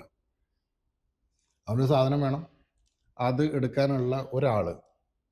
അപ്പോൾ അതിൻ്റെ ഈ ഞാനും വീട്ടിൽ വരുന്ന ഒരു അങ്കിളും തമ്മിലുള്ള വ്യത്യാസം അവൻ അറിയില്ല. അത് വലിയ പാടാണ്. അതായിരിക്കും ചിലപ്പോൾ പിന്നെ ഫേസ് ചെയ്യാൻ ഏറ്റവും ബുദ്ധിമുട്ടുള്ള കാര്യം. പിന്നെ കാലക്രമേണ ഉപ്പ എന്താന്നുള്ളത് മനസ്സിലാക്കാൻ ടേബിൾ ടോപ്പ് ട്രെയിനിങ്ങിൽ ഞങ്ങളൊക്കെ ഓരോ ഫോട്ടോ ഒക്കെ എടുത്തിട്ട് പിന്നെ ഇതാണ് ഉപ്പ, ഇതാണ് ഉമ്മ എന്നിങ്ങനെ പറഞ്ഞ് പഠിപ്പിച്ചിട്ടാണ് അവൻ്റെ ആ ഫേസ് നമ്മൾ രജിസ്റ്റർ ചെയ്യുന്നത്. ഈ ഓട്ടിസത്തിൻ്റെ അല്ലെങ്കിൽ ഇങ്ങനത്തെ സിമിലർ പ്രശ്നങ്ങളുടെ മെയിൻ കാര്യം ഇത് രജിസ്ട്രേഷൻ്റെ പ്രശ്നമാണ്. ബ്രെയിനിൽ ഓരോ ഇംപ്രഷൻസ് രജിസ്റ്റർ ചെയ്യുക എന്നുള്ളതാണ്. പിന്നെ ഓട്ടിസത്തിൻ്റെ ഒരു ഫീച്ചർ എന്താണെന്ന് വെച്ച് കഴിഞ്ഞാൽ ഇത് മൊത്തത്തിലൊരു കോർഡിനേഷൻ്റെ പ്രശ്നമാണ്. ബ്രെയിനിൻ്റെ ഡിഫറെൻറ്റ് ഏരിയാസ് തമ്മിലുള്ള കോർഡിനേഷൻ്റെ പ്രശ്നമാണ്. അതായത് ഞാനിപ്പോൾ മനോജും കൂടി സംസാരിക്കുമ്പോൾ മനോജ് ഇങ്ങനെ നോട്ട് ചെയ്യുന്നതിൻ്റെ കാര്യം എന്താണെന്ന് എനിക്ക് മനസ്സിലാവും. കാരണം Manoj is getting what I am saying. Okay, അല്ലെങ്കിൽ നമുക്ക് തെറ്റിക്കഴിഞ്ഞ് കഴിഞ്ഞാൽ, നമ്മൾ ഈ സംസാരിക്കുന്നതിൽ തെറ്റിക്കഴിഞ്ഞ് കഴിഞ്ഞാൽ കട്ട് ഇറ്റ്, അല്ലെങ്കിൽ നമുക്കിത് ഒന്നുകൂടി എടുക്കാം എന്ന് പറയും. അത് നമ്മൾ ഡൈനാമിക്കായിട്ട് തീരുമാനിക്കുന്നതാണ്. ഓട്ടിസത്തിൻ്റെ പ്രശ്നം അവർ എക്സ്പീരിയൻസ് ആത്ത എല്ലാ കാര്യങ്ങളും ചിലപ്പോൾ അവർക്ക് ഒരു സ്ട്രേഞ്ച് കാര്യമായിരിക്കും. അത് ഒരു ഒബ്ജക്റ്റ് ആയിരിക്കാം, ഒരാളായിരിക്കാം, അതൊക്കെ അവർ പരിചയപ്പെട്ടിരിക്കണം. എല്ലാ കുട്ടികളും അങ്ങനെ ആണ് എന്നല്ല ഞാൻ പറയുന്നത്. മെജോറിറ്റി അല്ലെങ്കിൽ ഒരു വലിയ പോർഷൻ കുട്ടികൾക്കും ഈ കാര്യങ്ങളൊന്നും അറിയില്ല. അപ്പം അതേപോലെ തന്നെ നമ്മുടെ ഐഡൻറ്റിറ്റി അവർക്ക് നമ്മൾ പിക്ചർ വെച്ചിട്ടാണ് പഠിപ്പിച്ചത്. അത് വല്ലാത്തൊരു അവസ്ഥയാണ്. കാരണം ആ ഉപ്പ ഉമ്മ എന്നുള്ള റിലേഷൻഷിപ്പ് ആണല്ലോ നമുക്ക് ഇതെല്ലാം. ഫാമിലി എന്ന് പറഞ്ഞു കഴിഞ്ഞാൽ ഒരു ഇമോഷനാണ്. തീർച്ചയായിട്ടും, മനസ്സിലായോ? പക്ഷെ അതേ സമയം തന്നെ അത് കൊണ്ടുവന്ന ഒരു ഫീലിംഗ് ഉണ്ട്. അതായത് അല്ലൂസ് പറഞ്ഞു പറയാതെ പറഞ്ഞെന്താണ്, നമ്മുടെ ഫാമിലി എന്ന് പറഞ്ഞാൽ ഈ ഫാമിലി മാത്രമല്ല, ഞാൻ മാത്രമല്ല ഈ ലോകത്ത് കുട്ടി. ഇങ്ങനെ കുട്ടി കുറേ ഉണ്ട്. അതിന് ശേഷമായിരിക്കും ചിലപ്പോൾ ഏത് കുട്ടീനെ കണ്ടു കഴിഞ്ഞാലും അത് എൻ്റെ എന്നുള്ളൊരു ഫീലിംഗ് ഞങ്ങൾക്ക് വരാൻ തുടങ്ങിയത്, ഞങ്ങളുടെ എന്നുള്ളൊരു ഫീലിംഗ് വരാൻ തുടങ്ങിയത്. പണ്ടൊക്കെ ഒരു കുട്ടി ഇരുന്നിട്ട്, ഇപ്പോൾ ഈ കോഫി ഷോപ്പിൽ ഇരുന്നിട്ട് ഒരു കുട്ടി കരഞ്ഞോണ്ടിരിക്കുകയാണെങ്കിൽ അവനൊരു അച്ഛനും ഉണ്ടാവും, അമ്മയുണ്ടാവും, അവർ നോക്കിക്കോളും ആ പ്രശ്നം എന്ന് വെച്ചിട്ട് ഞാൻ ഇഗ്നോർ ചെയ്തിട്ട് എനിക്ക് പോകാൻ പറ്റിയിരുന്നു. ഇപ്പോഴെനിക്കത് പറ്റില്ല. ആ നന്മയാണ് ശരിക്കും പറഞ്ഞു കഴിഞ്ഞാൽ ഞങ്ങളെ തിരിച്ചറിയാത്തതുകൊണ്ട് ചിലപ്പോൾ അല്ലൂസ് കൊണ്ടുവന്നത്. സാബിർ ഭായ്, അലൂസിന്റെ ഏത് പ്രായത്തിലാണ് അലൂസിന് ഒരു അസസ്മെന്റ് ആവശ്യമുണ്ടെന്ന് നിങ്ങൾ മനസ്സിലാക്കുന്നത് ഉം. അത് എവിടെയാണ് ചെയ്തത്, നാട്ടിലാണോ എവിടെയാണോ? ഉം. പിന്നെ അതിന്റെ തെറപ്പി സ്റ്റാർട്ട് ചെയ്തപ്പോഴും ഉം. ഇവിടുത്തെയും നാട്ടിലെയും തമ്മിലുള്ള വ്യത്യാസം വ്യത്യാസം, ഈ ഫെസിലിറ്റീസ് തമ്മിലുള്ള വ്യത്യാസം എന്തൊക്കെയാണ്? ഉള്ള പിന്നെ അതിൽ തന്നെ ഒരു അഫോർഡബിലിറ്റിന്റെ ഒരു കാര്യം കൂടെ വരുന്നത്. ഞാൻ ഇത് ആൻസർ ചെയ്യുന്നതിന് മുന്നേ നമ്മൾ ഈ 3-ാം വയസ്സിലാണ് ഈ ഓട്ടിസം നമ്മുടെ അറിവിലോട്ട് എത്തുന്നത്. ഓക്കെ. അപ്പോൾ ഈ 3 വയസ്സ് വരെയുള്ള കാര്യങ്ങളിൽ നമ്മുടെ സൊസൈറ്റിയുടെ ഒരു കാര്യമുണ്ട്. ഇപ്പോൾ മനോജിന്റെ ഏതെങ്കിലും ഫ്രണ്ടിന്റെ കുട്ടിയോ അല്ലെങ്കിൽ എൻ്റെ തന്നെ ഏതെങ്കിലും ഫ്രണ്ടിന്റെ കുട്ടിക്ക് എന്തെങ്കിലും മിസ്ബിഹേവിയറോ അല്ലെങ്കിൽ ഒരു മിസ്ബിഹേവിയർ എന്ന് പറയില്ല, എന്തെങ്കിലും ബിഹേവിയർ പ്രശ്നങ്ങൾ, എല്ലാ ബിഹേവിയറും മിസ്ബിഹേവിയർ അല്ല, എന്തെങ്കിലും കൂടുതൽ ചെയ്യുന്നതോ കുറഞ്ഞു ചെയ്യുന്നതോ നമുക്ക് തോന്നിക്കഴിഞ്ഞാൽ നമ്മൾ മിണ്ടില്ല. അവിടെ നമ്മുടെ പ്രശ്നം എന്താണെന്ന് വെച്ച് കഴിഞ്ഞാൽ അവൻ എങ്ങനെ ഫീൽ ചെയ്യും, അവൻ അതെങ്ങനെ എടുക്കും എന്നുള്ളതാണ്. അപ്പോൾ ഈ 3 വർഷത്തിൽ ഞങ്ങളോട് ഈ ഓട്ടിസം അറിഞ്ഞതിന് ശേഷം പലരും പറഞ്ഞിട്ട് ഞങ്ങൾക്ക് അത് തോന്നിയിട്ടുണ്ട്. അങ്ങനെ പറഞ്ഞിട്ട് കാര്യമില്ല. അതായത് നമ്മൾ ആദ്യം എടുക്കേണ്ട മെസ്സേജ് എന്താണെന്ന് വെച്ച് കഴിഞ്ഞാൽ നമുക്ക് എന്ത് തോന്നുന്നു എന്നുള്ളത് നമ്മൾ കമ്മ്യൂണിക്കേറ്റ് ചെയ്തിരിക്കണം. നമ്മൾ ചിലപ്പോൾ നിങ്ങളുടെ ഫ്രണ്ടോ ബന്ധുവോ നിങ്ങളോട് മിസ്ബിഹേവ് ചെയ്തിരിക്കും, പക്ഷെ അത് ആ കുട്ടിനെ മിസ്ബിഹേവ് ചെയ്യാന്ന് പറഞ്ഞാൽ ചിലപ്പോൾ റിയാക്ട് ചെയ്യായിരിക്കും, നമ്മൾ എക്സ്പെക്ട് ചെയ്യുന്ന പോലെ അല്ലായിരിക്കും അത് ആക്സെപ്റ്റ് ചെയ്യുന്നത്. അപ്പോൾ എന്നിരുന്നാലും ഞാൻ കാണുന്നത് ഇപ്പോൾ അത് ആ കുട്ടിക്ക് ചിലപ്പോൾ ഏതെങ്കിലും നമ്മളോട് എങ്ങനെ പെരുമാറിയിട്ട് ഒന്ന് മാറി നിന്നിട്ട് പുള്ളി ആലോചിച്ച് അങ്ങനെ ആവാം, ഞാനൊന്ന് ചെക്ക് ചെയ്യാമെന്നുള്ളൊരു തീരുമാനം എടുത്തു കഴിഞ്ഞാൽ അത് ആ കുട്ടീനെ സംബന്ധിച്ചിടത്തോളം വളരെ പോസിറ്റീവ് ആയിട്ടുള്ള കാര്യമാണ്. അപ്പോൾ ഈ ആദ്യത്തെ 3 വർഷം അങ്ങനെ ഒരു കാര്യം ഒരാൾ പറഞ്ഞത് മാത്രം ഞങ്ങൾ ഇഗ്നോർ ചെയ്തിട്ടുണ്ട്. അത് ഇഗ്നോർ ചെയ്യാന്ന് പറഞ്ഞു കഴിഞ്ഞാൽ മോനെ ആ കുട്ടി നടക്കുന്നതിന് ഒരു ലെവലില്ല, അങ്ങനെയാണ് നമ്മുടെ സാധാരണ ആൾക്കാർ പറയുക. അവൻ ഒരു കണക്ട് ചെയ്യാതെ നടക്കുന്നതാണ് ഉദ്ദേശിച്ചത്. ഒരു കല്യാണത്തിന് പോയപ്പോൾ കുട്ടി വീട്ടിൽ ആ കല്യാണ പന്തലിൽ നിന്ന് ഇറങ്ങിയിട്ട് ഇങ്ങനെ മുകളിലോട്ടുള്ള വഴിയിലോട്ട് നടന്നുകൊണ്ടിരിക്കുകയാണ് എൻ്റെ മോൻ. അപ്പോൾ ആ പോക്കിന് ഒരു കണക്ഷൻ ഇല്ല. സാധാരണ കുട്ടികൾ ഒരു ഫംഗ്ഷനിൽ ഇങ്ങനെ വെറുതെ ഇറങ്ങി നടക്കില്ല, അവൻ ഡിറ്റാച്ച് ചെയ്യാണ് സൊസൈറ്റിയിൽ നിന്ന്, ആ ക്രൗഡ് ഇഷ്ടപ്പെടുന്നില്ല. അതങ്ങനെ പറഞ്ഞപ്പോൾ ഞങ്ങൾക്ക് അതൊന്നുമില്ല, അവൻ അവിടെ നിന്ന് കളിക്കുന്ന കുട്ടിയല്ലേ. പക്ഷെ അത് കുറച്ച് പ്രായമുള്ള ഒരു സ്ത്രീയാണ് പറഞ്ഞത്. അത് പറഞ്ഞത് ഞങ്ങൾ ഒന്നുകൂടി സീരിയസ് ആയിട്ട് എടുക്കുകയാണെങ്കിൽ 1 വർഷം മുന്നേ ഞങ്ങൾക്ക് ഓട്ടിസം മനസ്സിലാവുമായിരുന്നു. മനസ്സിലായോ? അപ്പോൾ 2 ആസ്പെക്റ്റാണ് ഞാൻ പറഞ്ഞു വെച്ചത്. ഒന്ന്, നമ്മളോട് പറയുന്ന കാര്യങ്ങൾ വളരെ പോസിറ്റീവായിട്ട് നമ്മൾ എടുക്കണം. നമ്മൾ ആംഗ്രി ആവരുത്, അല്ലെങ്കിൽ അങ്ങനെ ആവില്ലാതെ വെറുതെ അങ്ങ് തീരുമാനിക്കരുത്. 2, നമുക്ക് എന്തെങ്കിലും തോന്നുന്നുണ്ടെങ്കിൽ, കുട്ടികളെ പറ്റി തോന്നുന്നുണ്ടെങ്കിൽ അതങ്ങ് പറഞ്ഞേക്കുക. അത് അവരെങ്ങനെയെങ്കിലും എടുത്തോട്ടെ. ആ കുട്ടീനെ സംബന്ധിച്ചിടത്തോളം അതൊരു ഗുണകരമായിട്ടുള്ള കാര്യമായിരിക്കും.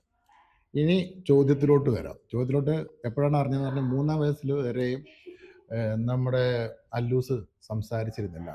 ആ സംസാരം ചെക്ക് ചെയ്യാനാണ് ഞങ്ങൾ നാട്ടിൽ ഒരു നോർമൽ പീഡിയാട്രീഷ്യനെ കാണിക്കുന്നതും പുള്ളി ഒരു സംശയം പറയുന്നതും.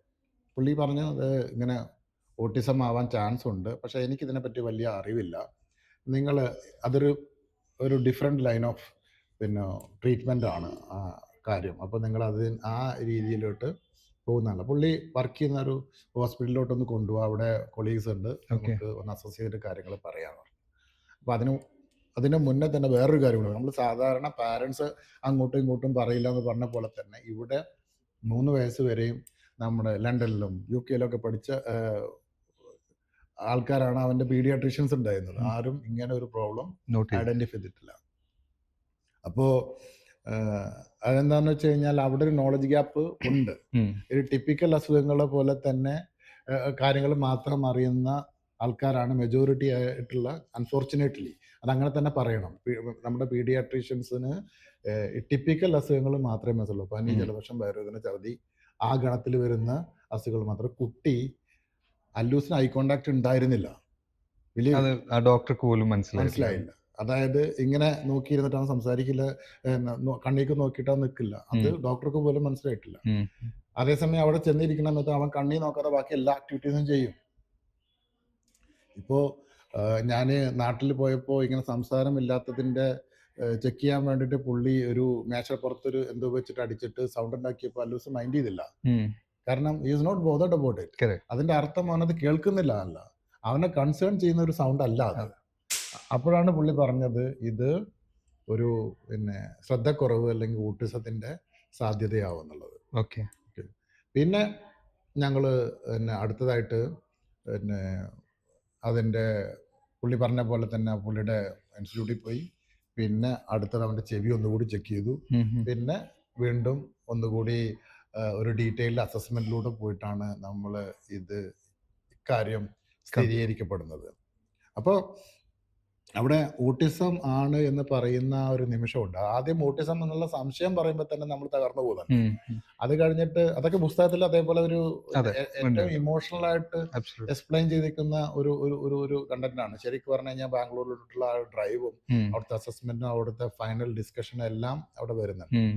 അവിടെ പറഞ്ഞ ഒരു അസസ്മെന്റിന് ശേഷം പറഞ്ഞ ഒരു വാക്യമാണ് ഞങ്ങളുടെ സ്ലോഗൻ. നിങ്ങളുടെ കുട്ടി ഓട്ടിസ്റ്റിക് ആണ്, നിങ്ങളുടെ കുട്ടി ഓട്ടിസ്റ്റിക് ആണ്, അതിൻ്റെ ചികിത്സ വേണ്ടത് അവനേക്കാൾ കൂടുതൽ നിങ്ങൾക്കാണ്.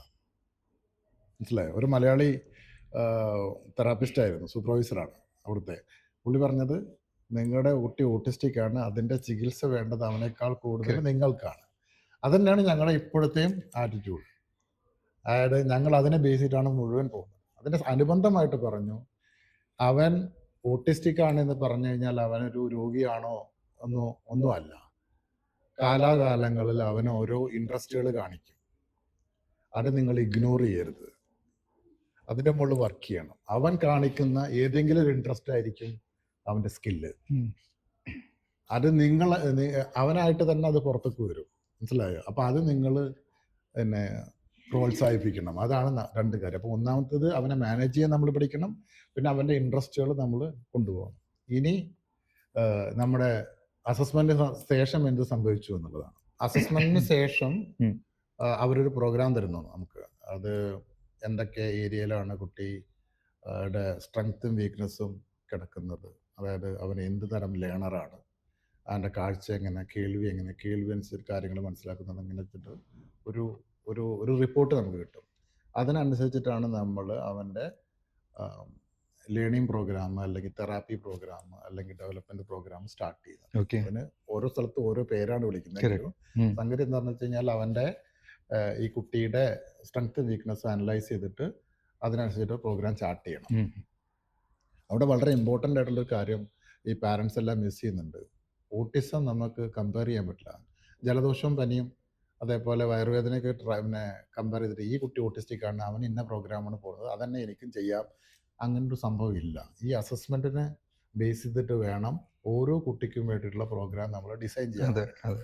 അപ്പോൾ അങ്ങനെ ഒരു പിന്നെ നമുക്ക് കിട്ടുന്നത് അവന് കേൾവിക്ക് ഇത്ര പിന്നെ ചാലഞ്ചസ് ഉണ്ട്, അവൻ കേൾക്കുന്നില്ല, അവൻ ശ്രദ്ധിക്കുന്നില്ല, കാണുന്ന കാര്യങ്ങൾക്കാണ് കൂടുതൽ ഒന്നുകൂടി മനസ്സിലാക്കാൻ എളുപ്പം എന്നുള്ള ഒരു റിപ്പോർട്ടാണ് നമുക്ക് കിട്ടുന്നത്. അതിന് ഒരു 10-12 ഏരിയാസ് ഉണ്ട്, കൃത്യമായിട്ട് ഓർമ്മയില്ല, 12 ഏരിയാസ് ഉണ്ട്. ആ ഏരിയയിലും അതിൻ്റെ സ്കോറും അത് അസസ്മെന്റ് നടക്കുമ്പോൾ ഓരോ കാര്യങ്ങളും അവർ ടെസ്റ്റ് ചെയ്യും, അതിൻ്റെ റിസൾട്ട് നമുക്ക് തരും. അതിനെ ബേസ് ചെയ്തിട്ടാണ് നമ്മൾ തെറാപ്പി എടുക്കുന്നത്. പിന്നെ ഞങ്ങൾ ഞാൻ നാട്ടിൽ പോയിരുന്ന സമയത്ത് ഞങ്ങൾ ഒരു മാസത്തോളം നാട്ടിൽ തെറാപ്പി കണ്ടിന്യൂ ചെയ്തു. പിന്നെ ദുബായിൽ വന്നിട്ട് വീണ്ടും ഒരു അസസ്മെന്റ് ചെയ്തിട്ടാണ് ഇവിടെ തെറാപ്പി കണ്ടിന്യൂ ചെയ്യുന്നത്. നാട്ടിലെ തെറാപ്പികളുടെ കാര്യം പറയുകയാണെങ്കിൽ നാട്ടിൽ therapy comparatively I would say comparatively ചീപ്പാണ്, പക്ഷെ ക്വാളിറ്റി അതിനേക്കാൾ ചീപ്പാണ്. അതാണ് അവസ്ഥ. അതായത് ഇവിടെ എക്സ്പെൻസീവ് ആയിട്ടുള്ള തെറാപ്പി ഒരാഴ്ച കൊടുക്കുന്നത് നാട്ടിൽ 2-3 മാസം കൊടുത്താൽ സെയിം റിസൾട്ട് വരില്ല. അപ്പോൾ ഞങ്ങൾ തുടങ്ങുന്ന സമയത്ത് 2017 നാട്ടിലെ ഓപ്ഷൻസ് വളരെ ലിമിറ്റഡ് ആണ്. നമ്മുടെ നാട്ടിലൊന്നും തീരെയില്ല. ഇപ്പൊ അടുത്ത കാലത്തായിട്ട് കുറേ ഓപ്ഷൻസ് വരുന്നുണ്ട്. അതേസമയം തന്നെ ഈ മേഖലയിലുള്ള എഡ്യൂക്കേഷനും കാര്യങ്ങളൊക്കെ കൂടി വരുന്നുണ്ട്, കോസ്റ്റും അതിനനുസരിച്ച് കൂടി വരുന്നുണ്ട്. ക്വാളിറ്റിയുടെ മറ്റുള്ള രാജ്യങ്ങളെ പറ്റിയിട്ട് അല്ലെങ്കിൽ ഇവിടുത്തെയൊക്കെ വെച്ചിട്ട് UAE-ലൊക്കെ വെച്ച് കമ്പയർ ചെയ്യുമ്പോൾ ക്വാളിറ്റി വളരെ പിന്നാക്കം തന്നെയാണ് നമ്മുടെ നാട്ടിൽ.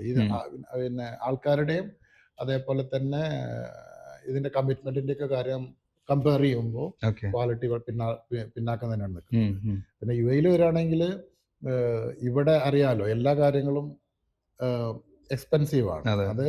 അതിന് ഓരോ കുറെ ഫാക്ടേഴ്സ് ഉണ്ട്. നമ്മൾ വെറുതെ ഒരു തെറാപ്പി എക്സ്പെൻസീവ് എന്ന് പറഞ്ഞാൽ മാത്രം പോരാ, പറയുമ്പോൾ എല്ലാം പറയണല്ലോ. അതായത് ഒരു തെറാപ്പി എക്സ്പെൻസീവ് ആവുന്നത് എങ്ങനെയാ, ഈ തെറാപ്പി എന്ന് പറഞ്ഞ ഒരു 1-to-1 ആണ്. അതായത് ഒരു റൂമിൽ 1 മണിക്കൂർ കുട്ടിക്ക് കൊടുക്കാന്ന് പറഞ്ഞാൽ ആ സ്പേസ്, ആ തെറാപ്പി, ആ സെന്റർ എല്ലാം അതിന് ഡെഡിക്കേറ്റഡ് ആണ്. ശരിയാണ്. അപ്പോൾ റിയൽ എസ്റ്റേറ്റ് ഇത്രയും എക്സ്പെൻസീവ് ആയിട്ടുള്ള, ലേബർ ഇത്രയും എക്സ്പെൻസീവ് ആയിട്ടുള്ള കൺട്രിയിൽ അതിനനുസരിച്ചിട്ട് തെറാപ്പിയും കോസ്റ്റ് കൂടും. അതെ അതെ അത് നാട്ടിലാണെങ്കിൽ അങ്ങനെ തന്നെ. അതെ. നമുക്ക് ഒരു കോമൺ ക്ലാസ് റൂമിൽ ഒരു ടീച്ചർ പഠിപ്പിക്കുമ്പോൾ ടീച്ചറുടെ സാലറി പോകുന്നത് it's divided by 30 True. Students. അതെ. അല്ലേ? അതെ. ഇതല്ല. ഇതൊരു ഒരു കുട്ടിക്ക് കുട്ടിക്ക് വേണ്ടി ഡെഡിക്കേറ്റഡ് ആണ്. അത് അതെ. നമ്മൾ മനസ്സിലാക്കണം. ഒരു ആസ് എ പാരന്റ് മനസ്സിലാക്കണം. യെസ്. പക്ഷെ നമുക്കിത് അതിനുള്ള ഫണ്ട് റേസ് ചെയ്യാനും പറ്റണം, അതിനുള്ള എയ്ഡ് ഉണ്ടാവണം, സോഷ്യലി നമ്മൾ അല്ലെങ്കിൽ സാമൂഹികമായിട്ടുള്ള അങ്ങോട്ടും ഇങ്ങോട്ടുള്ള സപ്പോർട്ട് ഉണ്ടായിരിക്കണം, അതെ ഗവൺമെന്റിന്റെ അടുത്തുള്ള സപ്പോർട്ട് ഉണ്ടായിരിക്കണം. അതെ അതെ അപ്പോൾ അഫോർഡബിലിറ്റി വലിയ പ്രശ്നം തന്നെയാണ്. അത് പിന്നെ നാട്ടിലാണെങ്കിലും ഇവിടെ ആണെങ്കിലും ഇവിടെ നിൽക്കുന്ന ഒരാൾക്ക് അതിനനുസരിച്ചുള്ള വരുമാനം ഉണ്ടാവും. ഉം. നാട്ടിലാണെങ്കിൽ അവിടെ നിൽക്കുന്ന സോഷ്യൽ സപ്പോർട്ടൊക്കെ ഉണ്ടായിരിക്കും, പക്ഷെ സാമ്പത്തികം അപ്പോഴും ഒരു പ്രശ്നമാണ്. അതെ. അലൂസ് ഇപ്പൊ പോകുന്നത് ഇപ്പം 9 വയസ്സല്ലേ? എത്രയാണ് വയസ്സ്? 11 വയസ്സായി. 11 വയസ്സായ മോനെ. ഓക്കെ. ഈ തെറാപ്പിക്ക് ശേഷം സ്കൂളിംഗ് തുടങ്ങുന്നത് അത് എങ്ങനെയുള്ള സ്കൂളിലാണ് തുടങ്ങിയത്? നോർമൽ സ്കൂളാണോ അല്ല സ്പെഷ്യൽ സ്കൂളാണോ? അത് എങ്ങനെയാന്ന് ചോദിച്ചു കഴിഞ്ഞാൽ വളരെ വളരെ വളരെ നീളമുള്ള ഒരു ഉത്തരവാണ് അതിന്. അതായത് നമ്മൾ മനോജ് ഒരു കുട്ടീനെ, ഒരു ഫ്രണ്ടിന്റെ കുട്ടീനെ കാണുമ്പോൾ, അല്ലെങ്കിൽ ഒരു റാൻഡം ആയിട്ടൊരു കുട്ടീനെ കാണുമ്പോൾ അവനെ ബെഞ്ച് മാർക്ക് ചെയ്യാൻ എന്താ ഫസ്റ്റ് ക്വസ്റ്റ്യൻ നീ ഏത് ക്ലാസ്സിലാണ് പഠിക്കുന്നത്, അല്ലേ? അതായത് ഒരു കുട്ടിയുടെ നോർമൽസി നമ്മൾ ഡിഫൈൻ ചെയ്തത് അവൻ സ്കൂളിൽ പോകുന്നുണ്ടോ ഇല്ലയോ, പോകുന്നുണ്ടെങ്കിൽ ഏത് ക്ലാസ്സിലാന്ന് പറഞ്ഞു കഴിഞ്ഞാൽ പഠിക്കാനൊക്കെ എങ്ങനെ, അതായത് എത്ര മാർക്ക് കിട്ടും എന്നുള്ളതാണ് ആ ചോദ്യം. അങ്ങനെയാണ് നമ്മൾ ബെഞ്ച് മാർക്ക് ചെയ്ത് വെച്ചേക്കുന്നത്, അല്ലേ? അപ്പോ അതുകൊണ്ട് തന്നെ ഈ ഓട്ടിസം ഉള്ള കുട്ടികളെ പല പാരന്റ്സും തിരിച്ചറിയുന്നത് അവൻ ക്ലാസ്സിലിരിക്കാത്തപ്പോഴാണ്. നോർമൽ സ്കൂളിലും കൊണ്ടുവിടും. അതായത് ഞങ്ങളോട് പറഞ്ഞ പോലെ തന്നെ സംസാരമില്ല എന്ന് 3 വയസ്സ് വരെ ഞങ്ങൾ ചെക്ക് ചെയ്യാതെ പോയത്, അത് സ്കൂളിൽ പോയാൽ ശരിയാവും. അതാണല്ലോ നോർമലി. പല കേസിലും അല്ല ചില കേസിലൊക്കെ ഈ സ്കൂളിൽ പോയാൽ ശരിയാവുന്നതുണ്ട്. കാരണം അവർ കുട്ടികളായിട്ട് ഹൈ ലെവലിൽ സംസാരിക്കുമ്പോൾ, അതായത് നമ്മൾ ഒരു ന്യൂക്ലിയർ ഫാമിലി കുട്ടി സംസാരിക്കാൻ വൈകുന്നതിന്റെ കാരണം ഒന്ന് ചിലപ്പോൾ എന്താവാം, ഈ പാരന്റ്സ് രണ്ടുപേരും ഭയങ്കര ഹൈറ്റ് ആയിരിക്കും, കുട്ടി ചെറുതും. അപ്പൊ ഈ ഹൈ ലെവലിൽ നിന്ന് സംസാരം കുറവാണ്. അതുകൊണ്ടാണ് ഈ ആൾക്കാരുടെ ഇടയിൽ പോയി കഴിഞ്ഞാൽ കുട്ടി സംസാരിക്കുന്നു പറയുന്നത്. അല്ലെ സ്കൂളിൽ പോയി കഴിഞ്ഞാൽ കുട്ടി ചെയ്യും. കാരണം അപ്പൊ അവന്റെ ഹൈറ്റിലുള്ള ഒരാളായിട്ട് സംസാരിക്കുക. അപ്പോ ഞങ്ങൾക്കും അങ്ങനെ ഉപദേശം കിട്ടിയിരുന്നു, മനസ്സിലായില്ലേ? അങ്ങനെയാണ് നമ്മള് സ്കൂളിൽ പോയാൽ ശരിയാവും എന്നുള്ള ഒരു സംസാരം വരുന്നത്. പിന്നെ എന്ത് സംഭവിച്ചു, ഞങ്ങളുടെ മോൻക്കും ഇങ്ങനെ സ്കൂളിൽ ഈ ബാംഗ്ലൂരിൽ നിന്ന് അവൻ ഓട്ടിസ്റ്റിക് ആണ് എന്നുള്ളത് സ്കൂളിന് മുന്നേ അറിഞ്ഞിട്ട് പോലും ഞങ്ങളൊരു ഈ ഉപദേശങ്ങൾ മനസ്സിലുള്ളത് കൊണ്ട് ഞങ്ങൾ ഒരു നഴ്സറിയിൽ കുട്ടീനെ കൊണ്ടു ചേർത്തു. നവംബർ നഴ്സറിയിൽ കൊണ്ടു ചേർത്തു. അത് ഒരു ദിവസം നിന്നുള്ളൂ. കാരണം അവനവിടെ അഡ്ജസ്റ്റ് ചെയ്യാനേ പറ്റുന്നില്ല. കാരണം ഒരുപാട് കുട്ടികൾ ഒരുപാട് ആക്ടിവിറ്റീസ് ചെയ്യുന്നു. ഇവന് ഒരു 1-to-1 ആണ്. അപ്പൊ അവന് പറ്റാത്തതുകൊണ്ട്, ഐ കോണ്ടാക്ട് ഇല്ലാത്തതുകൊണ്ടൊക്കെ ഒരു ദിവസം കൊണ്ട് തന്നെ ഞങ്ങള് കുട്ടീനെ സ്റ്റോപ്പ് ചെയ്തു. അതായിരിക്കും ചിലപ്പോ ഈ ജേർണിയിൽ എനിക്ക് പൈസ പോയ ഒരു എക്സ്പീരിയൻസ്. അത് അവിടുത്തെ എന്താ ഞാൻ റീഫണ്ട് ഇല്ല, അഡ്മിഷൻ ഫീ ഉണ്ട്, അതേപോലെ തന്നെ 1 മാസത്തെ ഫീസും നമ്മൾ അഡ്വാൻസ് ആയിട്ട് കൊടുക്കണം. ആ ഒരു എമൗണ്ട് പോയത് വെച്ച് കഴിഞ്ഞാൽ എനിക്ക് കോൺഫിഡൻസിൽ പറയാം, ഇന്നേ വരെ പാഴായി പോയ ഒരു ചെലവ് എനിക്ക് ഇതിൽ ഉണ്ടായിട്ടില്ല. അന്ന് ഒന്ന് ബാക്കോട്ട് വന്നിട്ട് തീരുമാനിച്ചു, ഇനി ഒരു കാര്യം ചെയ്യുമ്പോൾ ഇന്ന രീതിയിൽ ആൾക്കാരുടെ അഭിപ്രായം ചോദിച്ചും റിസർച്ച് ചെയ്തിട്ട് മാത്രമേ ഞാൻ അതിലോട്ട് ചെന്ന് ചാടുള്ളൂ. കാര്യങ്ങളൊക്കെ ഒന്നുകൂടി സയന്റിഫിക് ആയിട്ട് അപ്രോച്ച് ചെയ്യുക എന്നുള്ളത്. പിന്നെ ഞങ്ങള് പിന്നെ അങ്ങനെ തെറാപ്പി സ്റ്റാർട്ട് ചെയ്തു ഇവിടെ. പിന്നെ 1-to-1 കാര്യങ്ങളും, സ്പീച്ച്, പിന്നെ ബിഹേവിയറൽ തെറാപ്പി, തെറാപ്പി ഒക്കെ സ്റ്റാർട്ട് ചെയ്തതിന് ശേഷമാണ് പിന്നെ നോർമൽ സ്കൂളിൽ ഞങ്ങൾ ട്രൈ ചെയ്യുന്നത്. ഒരു ഷാഡോ വെച്ച് ഞങ്ങൾ ട്രൈ ചെയ്യുന്നത്. അപ്പോൾ അവന് ചുരുക്കി പറയുകയാണെങ്കിൽ KG1 അതായത് പ്രീ സ്കൂള് പിന്നെ നഴ്സറി ക്ലാസ്സിൽ 2 വർഷം സെയിം ക്ലാസ്സിൽ റിപ്പീറ്റ് ചെയ്തു. അവിടെ ഞങ്ങൾ ഐഡന്റിഫൈ ചെയ്ത അല്ലൂസിന്റെ കാര്യമാണ് ഈ സംസാരിക്കുന്നത്. ഈ സംസാരം അങ്ങനെ ഒരു ക്വാളിഫയർ വെച്ചിട്ട് തന്നെ നമ്മൾ ഡിസ്കസ് ചെയ്യണം. ഇത് അല്ലൂസിന്റെ കാര്യമാണ്, അല്ലൂസിന്റെ സ്കൂളാണ്. വേറൊരു കുട്ടിക്ക് ഇത് അപ്ലിക്കബിൾ ആവണം എന്നില്ല. അപ്പോ അല്ലൂസിന്റെ കാര്യത്തിൽ ഞങ്ങൾ ഈ 2 വർഷവും നമ്മൾ ആ നഴ്സറി ക്ലാസ്സിൽ കൊണ്ടിരുത്തിയപ്പോൾ നമ്മൾ മനസ്സിലാക്കിയത് അവന്റെ ഭക്ഷണം കഴിക്കാന്, വെള്ളം കുടിക്കാന്, ടോയ്ലറ്റിൽ പോകാൻ, പല്ല് തേക്കാനുള്ള ഈ ആക്ടിവിറ്റീസ് ഓഫ് ഡെയിലി ലൈഫ് എന്ന് പറയില്ല, ദൈനംദിന കാര്യങ്ങള്, അതിലൊക്കെ പിന്നാക്കം പോകുന്നതായിട്ടാണ് ഞങ്ങൾക്ക് മനസ്സിലായത്. അതായത് ഇതൊന്നും ഇമ്പ്രൂവ് ആവുന്നില്ല. എന്നാൽ പിന്നെ സ്കൂളിൽ നിന്നൊന്നും പഠിക്കുന്നുമില്ല. കാരണം അവനൊരു ഗ്രൂപ്പ് സ്റ്റഡി മെറ്റീരിയൽ അല്ല. അവന് ഇൻഡിവിജ്വൽ അറ്റൻഷൻ കിട്ടിയാൽ മാത്രമേ അവൻ പഠിക്കുന്നുള്ളൂ. ഈ തിരിച്ചറിവ് വന്നപ്പോഴാണ് നമ്മൾ ഒരു തീരുമാനം എടുക്കുന്നത്. നമുക്ക് എന്താണ് ഒരു മനുഷ്യന് ഇമ്പോർട്ടൻ്റ്? ഭക്ഷണം കഴിക്കുക, സമാധാനമായിട്ട് ഉറങ്ങുക, വിശക്കുണ്ടെങ്കിൽ വിശക്കുന്നുണ്ട് എന്ന് പറയുക, വേദനിക്കുന്നുണ്ടെങ്കിൽ വേദനിക്കുന്നുണ്ടെന്ന് പറയുക, കരയുക, ചിരിക്കുക, ഇതൊക്കെ തന്നെയാണ് നമ്മുടെ ബേസിക് നീഡ്സ് അല്ലേ? നമുക്ക് വേദനിക്കുമ്പോൾ കരയാൻ പറ്റണം, നമുക്ക് സന്തോഷം വരുമ്പോൾ മീനിങ് ഫുൾ ആയിട്ട് ചിരിക്കാൻ പറ്റണം. അതൊക്കെ തന്നെ. അപ്പൊ ഞങ്ങൾ അതിനെ പറ്റിയിട്ട് ആലോചിച്ചപ്പോൾ ഞങ്ങളൊരു തീരുമാനം എടുത്തു. ലെറ്റ്സ് പാർക്ക് ദ സ്കൂൾ അവിടെ നിർത്താം. എന്നിട്ട് നമുക്ക് അവനെ പല്ല് തേക്കാൻ പഠിപ്പിക്കാം, കുളിക്കാൻ പഠിപ്പിക്കാം, ടോയ്ലറ്റിൽ പോയാൽ വാഷ് ചെയ്യാൻ പഠിപ്പിക്കാം, അങ്ങനെ എല്ലാ കാര്യങ്ങളും, ഉറങ്ങാൻ പഠിപ്പിക്കാം, സെപ്പറേറ്റ് ആയിട്ട് ഉറങ്ങാൻ പഠിപ്പിക്കാം. അങ്ങനത്തെ ആ ഒരു തീരുമാനം എടുത്തിട്ടാണ് ഞങ്ങൾ അവരുടെ സ്കൂൾ നിർത്തുന്നത്. അതിന് കൂടെ തന്നെ സ്കൂൾ അങ്ങനെ ബ്ലൈൻഡായിട്ട് നിർത്താനും പറ്റില്ല. അപ്പോൾ ഞങ്ങൾ പിന്നെ സബിക്ക് നന്നായി പഠിപ്പിക്കാൻ അറിയും.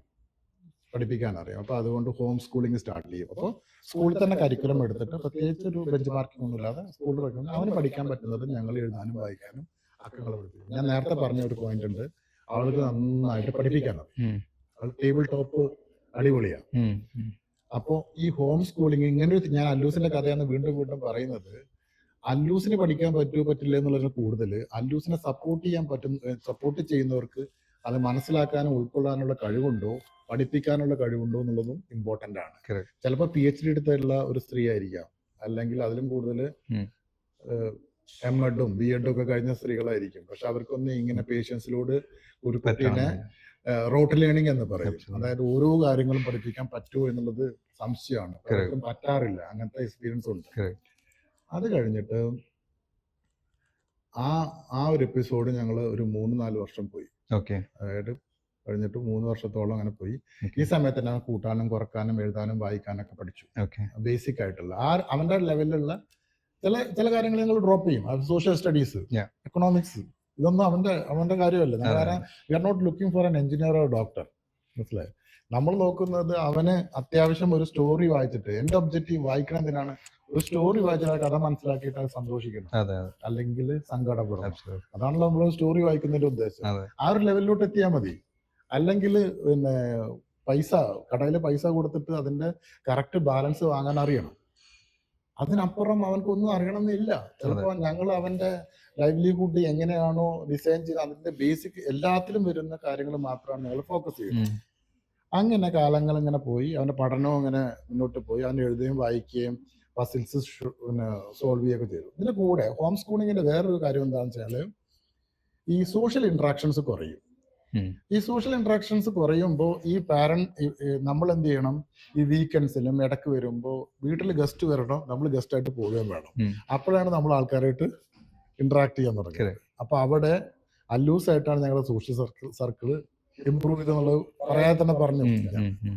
അപ്പോൾ അങ്ങനെ അതേപോലെ ഒരു ഗ്രൂപ്പ് ക്ലാസ്സിലും വിട്ടു, ഗ്രൂപ്പ് തെറാപ്പിയിലും വിട്ടു. പിന്നെയാണ് ഒരു സമ്മർ ക്യാമ്പ് വരുന്നത്. അപ്പൊ സമ്മർ ക്യാമ്പ് എന്ന് പറഞ്ഞു കഴിഞ്ഞാൽ അവന് പോണ തെറാപ്പി സെന്ററിൽ പിന്നെ കുറച്ച് ആക്ടിവിറ്റീസ് ഒക്കെ ആയിട്ട് ഒരു 3-4 മണിക്കൂർ ഡെയിലി ഉള്ള ഒരു 2 ആഴ്ചത്തെ പ്രോഗ്രാം, 3 ആഴ്ചത്തെ പ്രോഗ്രാം അതിന് വിട്ടു ഞങ്ങൾ.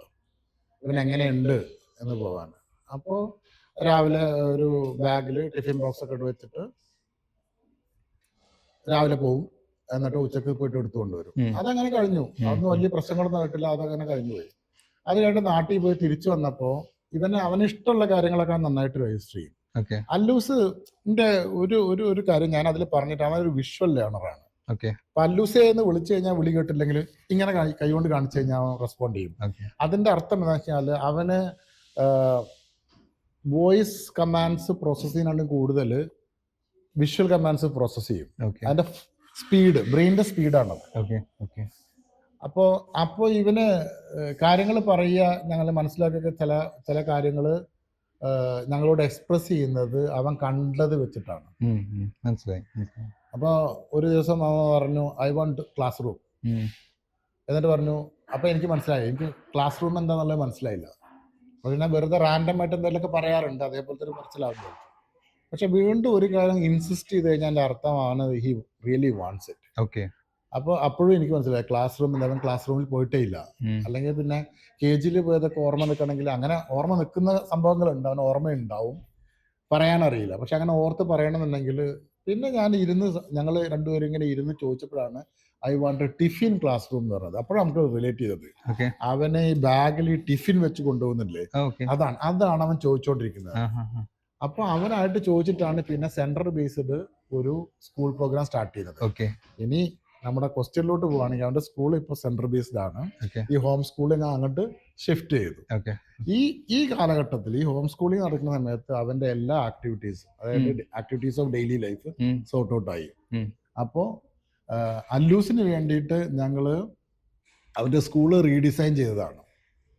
ഇനി ഇത് കേൾക്കുന്ന പാരൻസിനോട് എനിക്ക് പറയാനുള്ളത്, അപ്പോൾ ഇത് കേട്ട് കഴിഞ്ഞാൽ തോന്നും ഓട്ടിസ്റ്റിക് ആയിട്ടുള്ള ഒരു കുട്ടിക്ക് ഹോം സ്കൂളിംഗ് ആണ് ഏറ്റവും ബെസ്റ്റ്. ഇത് നിങ്ങൾക്ക് തോന്നുകയാണെങ്കിൽ അത് വലിയൊരു തെറ്റിദ്ധാരണയാണ്.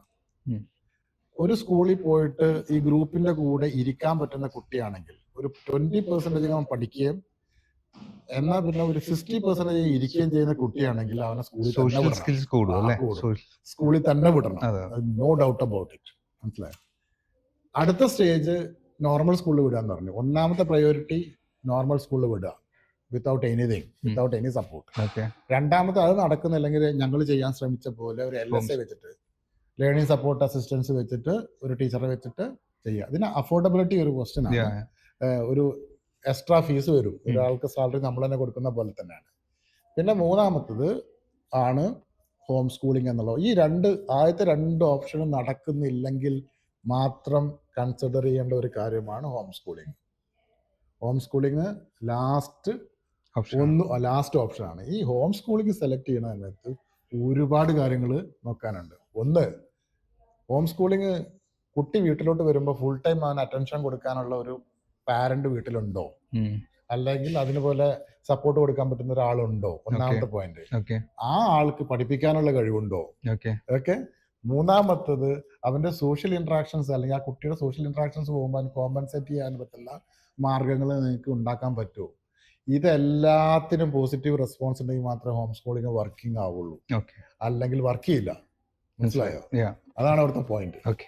സാബിർ ഭായ്, നമ്മുടെ സൊസൈറ്റി ഈ കുട്ടികളോട് എങ്ങനെ റെസ്പോണ്ട് ചെയ്യുന്നു, അതില് നമ്മൾ ആസ് എ സൊസൈറ്റി വരുത്തേണ്ട മാറ്റങ്ങൾ എന്തൊക്കെയാണ്? ഞാൻ ചെറിയൊരു എക്സാമ്പിൾ പറഞ്ഞാൽ, ഞാനിങ്ങനെ ഒരു പാരന്റിനോട് സംസാരിച്ചപ്പോൾ അവർക്ക് നമ്മളിൽ നിന്നും ഏറ്റവും അരോചകമായ ഒരു പ്രവൃത്തി എന്താണെന്ന് വെച്ചാൽ ഇങ്ങനെയുള്ള കുട്ടികളോടുള്ള ഒരു തുറിച്ചു നോട്ടാണ്. അങ്ങനെ ഒരു കുട്ടി അവിടെ ബിഹേവ് ചെയ്യുന്നുണ്ടെങ്കിൽ അതെന്താണെന്ന് അന്വേഷിക്കുക, അല്ലെങ്കിൽ ആ കുട്ടിയെ ശ്രദ്ധിക്കുക. ഇത് നിങ്ങൾക്ക് വളരെ വേദന തരുന്നൊരു കാര്യമായിട്ടാണ് അവരെന്നോട് പറഞ്ഞത്.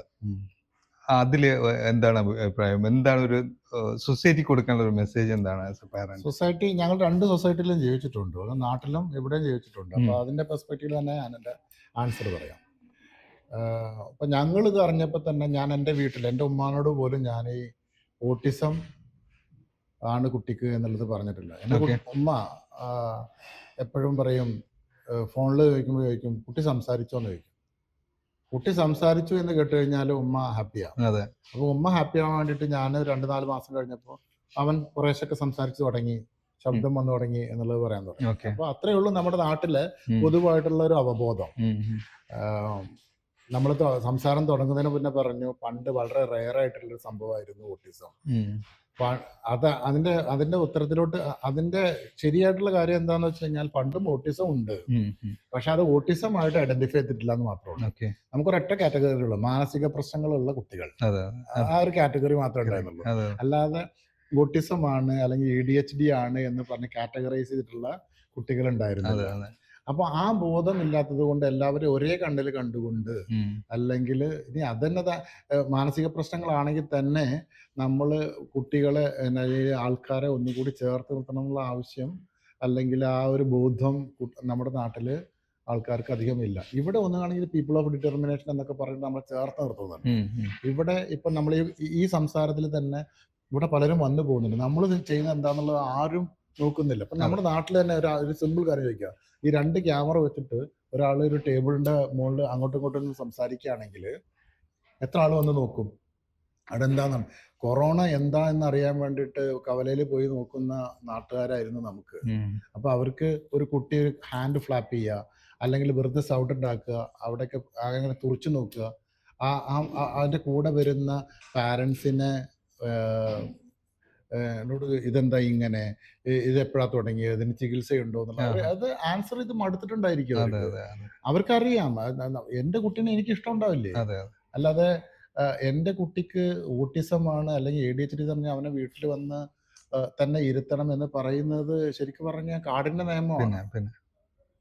ഒരു സിവിൽ സൊസൈറ്റിക്ക് ഒരിക്കലും ആക്സെപ്റ്റ് ചെയ്യാതെ, അതായത് ഈ നമ്മൾ അനുഭവിക്കുന്ന വെള്ളം, വായു, ഈ സൗകര്യങ്ങളൊക്കെ ഈക്വൽ അവകാശമുള്ളവരാണ് എല്ലാ മനുഷ്യരും. അപ്പോൾ അവർക്ക് പുറത്തു വരാനുള്ള അവകാശങ്ങളുണ്ട്. അപ്പോൾ നേരത്തെ പറഞ്ഞ പോലെ തന്നെ ഈ തുറിച്ചു നോട്ടങ്ങൾ, ചോദ്യങ്ങൾ ഒക്കെ ഫേസ് ചെയ്തിട്ട് ഒരുപാട് ആളുകൾ വീട്ടിലോട്ട് ഒതുങ്ങി പോകുന്നുണ്ട്. അപ്പോൾ ഒന്നാമത്തെ ചോദ്യം പാരൻസ് എന്ത് ചെയ്യുന്നതാണ്. പാരൻസ് എന്ത് ചെയ്യണം എന്ന് വെച്ച് കഴിഞ്ഞാൽ, നമ്മുടെ കുട്ടി നമ്മുടെയാണ്, അല്ലെങ്കിൽ അവനെ നിങ്ങൾ ഉൾക്കൊണ്ട് കഴിഞ്ഞ് കഴിഞ്ഞാൽ പിന്നെ ബാക്കി ആരെങ്കിലും ഉൾക്കൊണ്ടുന്നുണ്ടോ ഇല്ല എന്നുള്ളത് സെക്കൻഡറിയാണ്. ആദ്യം നിങ്ങൾ ആക്സെപ്റ്റ് ചെയ്യുക, ഇവൻ ഓട്ടിസ്റ്റിക് ആണ് എന്ന് വെച്ചിട്ട് ഞാൻ അവനെ വീട്ടിലോട്ട് ഒതുക്കിയിരുത്തേണ്ട കാര്യമില്ല, അവനെ സൊസൈറ്റിയിലോട്ട് ഇറക്കി നടത്തണം. ആരെങ്കിലും എന്തെങ്കിലും ചോദിക്കുകയോ നോക്കുകയോ ചെയ്ത് കഴിഞ്ഞാൽ അതിൻ്റെ ഉത്തരം പറയാൻ എനിക്ക് കഴിയും. അതാണ് ഓട്ടിസ്റ്റിക് ആയിട്ടുള്ള അല്ലെങ്കിൽ ഏതെങ്കിലും തരത്തിലുള്ള സ്പെഷ്യൽ പാരൻസിൻ്റെ ഇവിടെ എനിക്ക് പറയാനുള്ളത്. നിങ്ങൾ സൊസൈറ്റീനെ ഭയക്കേണ്ട കാര്യമില്ല. രണ്ടാമത്തെ പാട്ട്, എല്ലാവർക്കും സൊസൈറ്റിയോട് പറയാനുള്ള എല്ലാവർക്കും ഓരോ കാരണങ്ങളുണ്ട്. ഒരു കുട്ടി വെറുതെ ഒരു ഒച്ച ഉണ്ടാക്കുകയാണെങ്കിൽ, അല്ലെങ്കിൽ കണ്ണിൽ നോക്കാതെ, അല്ലെങ്കിൽ എന്തെങ്കിലും ഓടി നടക്കുകയാണെങ്കിൽ, അല്ലെങ്കിൽ നിങ്ങളോട് വെറുതെ വന്നിട്ട് നിങ്ങളൊന്ന് ഹഗ് ചെയ്യുകയാണെങ്കിൽ, ഏറ്റവും പോസിറ്റീവ് ആയിട്ടുള്ള കാര്യം ഹഗ് ചെയ്യുകയാണെങ്കിൽ, അല്ലെങ്കിൽ വെറുതെ ഒന്ന് തൊട്ട് നോക്കുകയാണെങ്കിൽ, അല്ലെങ്കിൽ വേറെ എന്തെങ്കിലും ചെയ്യുകയാണെങ്കിൽ, അതിനൊക്കെ ഒരു കാരണമുണ്ട്. ആ കാരണത്തിന് പിന്നിൽ സ്ട്രഗിൾ ചെയ്യുന്ന ഒരു ഫാമിലി ഉണ്ട്. അവരോട് അവരോട് ക്വസ്റ്റ്യൻസ് ചോദിക്കാതെ അല്ലെങ്കിൽ തുറച്ചു നോക്കാതെ അവരെ ചേർത്ത് നിർത്തുക എന്നുള്ളതാണ് നിങ്ങളുടെ ഉത്തരവാദിത്വം. മനോജിനോട് ഒരു കാര്യം പറയാം. ഇങ്ങനെ മനോജ് ഇവിടെ ഇരുന്നിട്ട് എന്നോട് ചോദ്യങ്ങൾ ചോദിക്കുന്നുണ്ട്, എന്നോട് ചർച്ച ചെയ്യുന്നുണ്ട്, നമ്മൾ ഈ കാര്യങ്ങളൊക്കെ ഡിസ്കസ് ചെയ്യുന്നത് നമ്മൾ രണ്ടുപേരുടെയും കഴിവല്ല, അതൊരു ഗിഫ്റ്റഡ് ആണ്, അതങ്ങനെ സംഭവിച്ചു പോയതാ. മനോജിന് ഓട്ടിസ്റ്റിക് ആവാം, എനിക്ക് ഓട്ടിസ്റ്റിക് ആവാം, കാരണം ഇത് രണ്ടും ഞാൻ കൊണ്ടുവന്നതല്ല, അതങ്ങനെ സംഭവിച്ചു പോയതാ. അപ്പോൾ ഓട്ടിസവും അതേപോലെ ഈ സ്പെഷ്യൽ പാരന്റിങ് ഒക്കെ സംഭവിച്ചു പോകുന്നതാണ്, അല്ലാതെ ഇതൊന്നും നമ്മുടെ ചോയ്സ് അല്ല. അതാണ് സൊസൈറ്റി മനസ്സിലാക്കേണ്ടത്. ഷാറുഖ്, നമ്മൾ ഈ ചർച്ചയിൽ, ഈ സംസാരത്തിൽ ഇതുപോലുള്ള പാരൻസിനോട് പല മെസ്സേജുകളും കൊടുത്തിട്ടുണ്ട്. പക്ഷെ എന്നാലും വളരെ ക്രിസ്പായിട്ട് ഒരു 1 ലൈനിൽ ഒരു മെസ്സേജ് കൊടുക്കാൻ ഇങ്ങനെയുള്ള ഒരു പാരന്റ് എന്ന നിലയിൽ ഷാറുഖ് ഭായിയോട് പറഞ്ഞാൽ എന്തായിരിക്കും അങ്ങനെ ഒരു മെസ്സേജ്? ഓട്ടിസം മാറില്ല, മരുന്നില്ല എന്നൊക്കെ പറയുന്ന കൂട്ടത്തിൽ തന്നെ അത് ലൈഫ് ലോങ് ആക്ടിവിറ്റി ആണെങ്കിലും, ലൈഫ് ലോങ് അവസ്ഥയാണെങ്കിലും നമുക്ക് അവരെ ട്രെയിൻ ചെയ്ത് ഒരു നോർമൽസിലോട്ട് കൊണ്ടുവരാം. അപ്പോൾ അതാണ് അവിടുത്തെ പോസിറ്റീവ് സൈഡ്. നെഗറ്റീവ് സൈഡ്, ഇത് മിസ്യൂസ് ചെയ്യാൻ നമ്മളെപ്പോഴും ഒരു ഡെസ്പറേറ്റ് മൂഡിലായിരിക്കും എപ്പോഴും. ഇത് ഇങ്ങനെ ആയിപ്പോയല്ലോ. അപ്പോൾ ആരെങ്കിലും വന്നിട്ട് ഒരു മാന്ത്രികം മരുന്ന് പറയുകയാണെങ്കിൽ നമ്മളതിന് പിന്നാലെ പോകും. അത് ചെയ്യരുത്. അപ്പോൾ ഇൻ സിമ്പിൾ വേർഡ്സ് ഈ 3 മെസ്സേജ്, ഇമ്പോർട്ടൻറ്റ് മെസ്സേജ് എനിക്ക് കൊടുക്കാനുള്ളത്: ഒന്ന്, ആക്സെപ്റ്റൻസ്, നമ്മൾ ഉൾക്കൊള്ളണം നമ്മുടെ കുട്ടിനെ.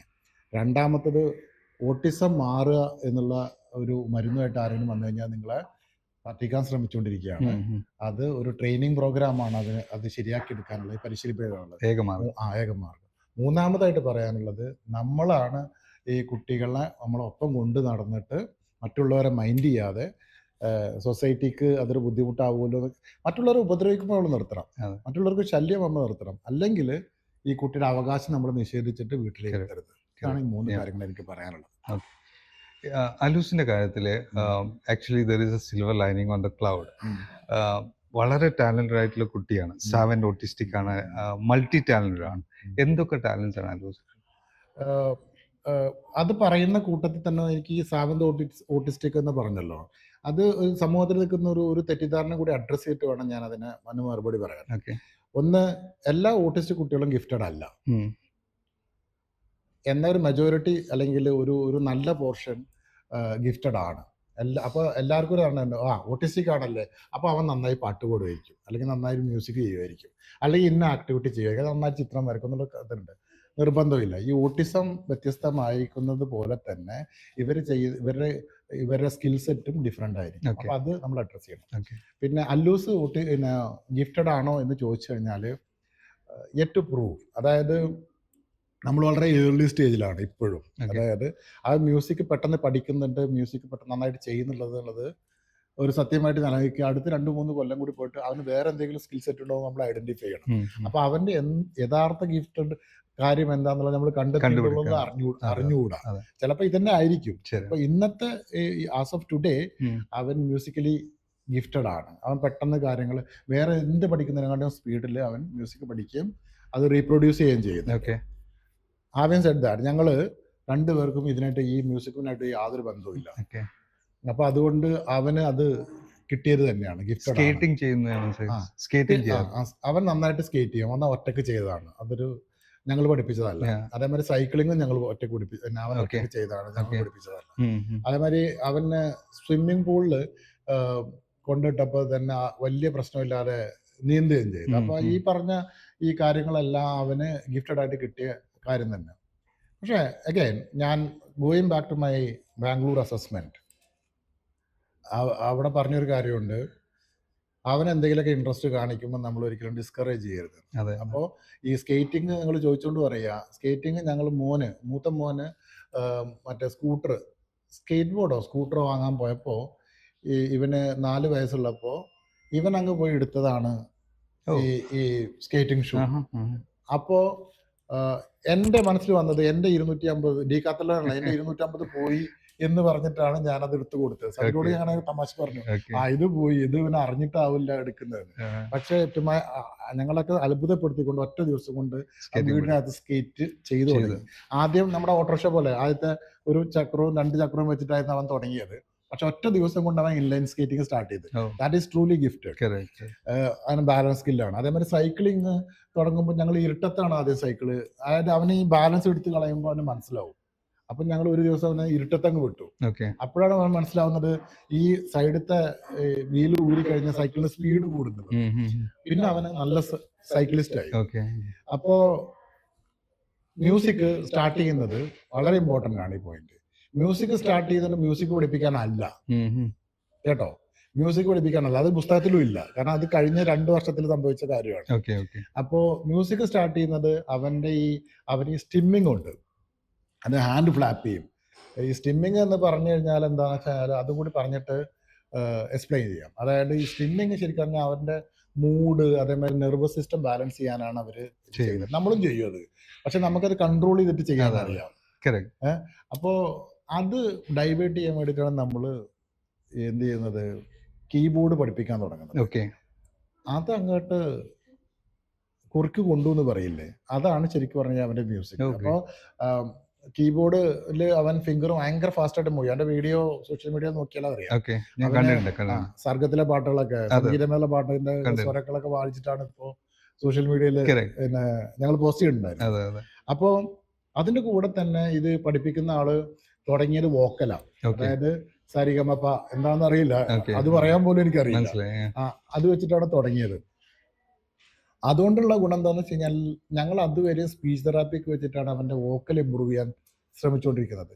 ഇത് തുടങ്ങിയപ്പോൾ അവന്റെ ഇൻട്രസ്റ്റും കൂടിയായപ്പോൾ അവന്റെ വാ തുറന്ന് ശബ്ദം ഉണ്ടാക്കുന്നത് കൂടി. അപ്പോൾ ഇതൊരു മ്യൂസിക് തെറാപ്പി പോലെ ഞങ്ങൾക്ക് വർക്ക് ചെയ്യുന്നുണ്ട്. പിന്നെ ഇപ്പൊ ഈ അടുത്ത കാലത്ത് നോട്ടീസ് ചെയ്യണത്, മ്യൂസിക് സാധാരണ കുട്ടികൾ പഠിക്കുന്നതിനെക്കാട്ടും സ്പീഡിൽ അവൻ പഠിക്കും. ഒരു നോർമൽ കുട്ടി എടുക്കുന്നത് 4 ദിവസമാണെങ്കിൽ ഇവന് 1 ദിവസമോ 1.5 ദിവസമോ മതി. മനസ്സിലായോ? അത് അങ്ങനെയാണ് അവിടെ. അപ്പൊ ഇമ്പോർട്ടന്റ് ആയിട്ട് എനിക്കിതിൽ പറഞ്ഞു നിർത്താനുള്ളത്, എല്ലാ കുട്ടികളും ഇങ്ങനെ ഒരുപാട് ഗിഫ്റ്റഡ് ആയിട്ടുള്ള സംഭവം ഉണ്ടായിട്ടില്ല. ആറിനെ അനുകരിക്കാൻ ശ്രമിക്കരുത്.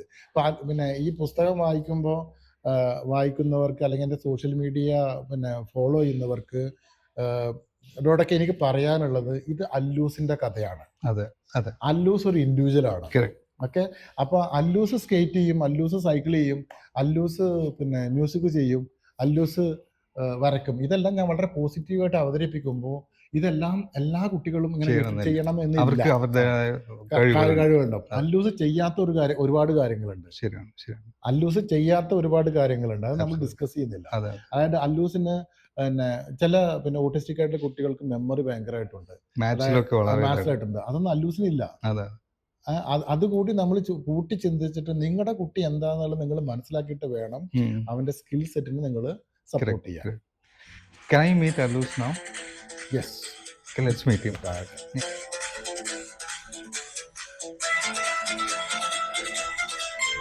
Guys,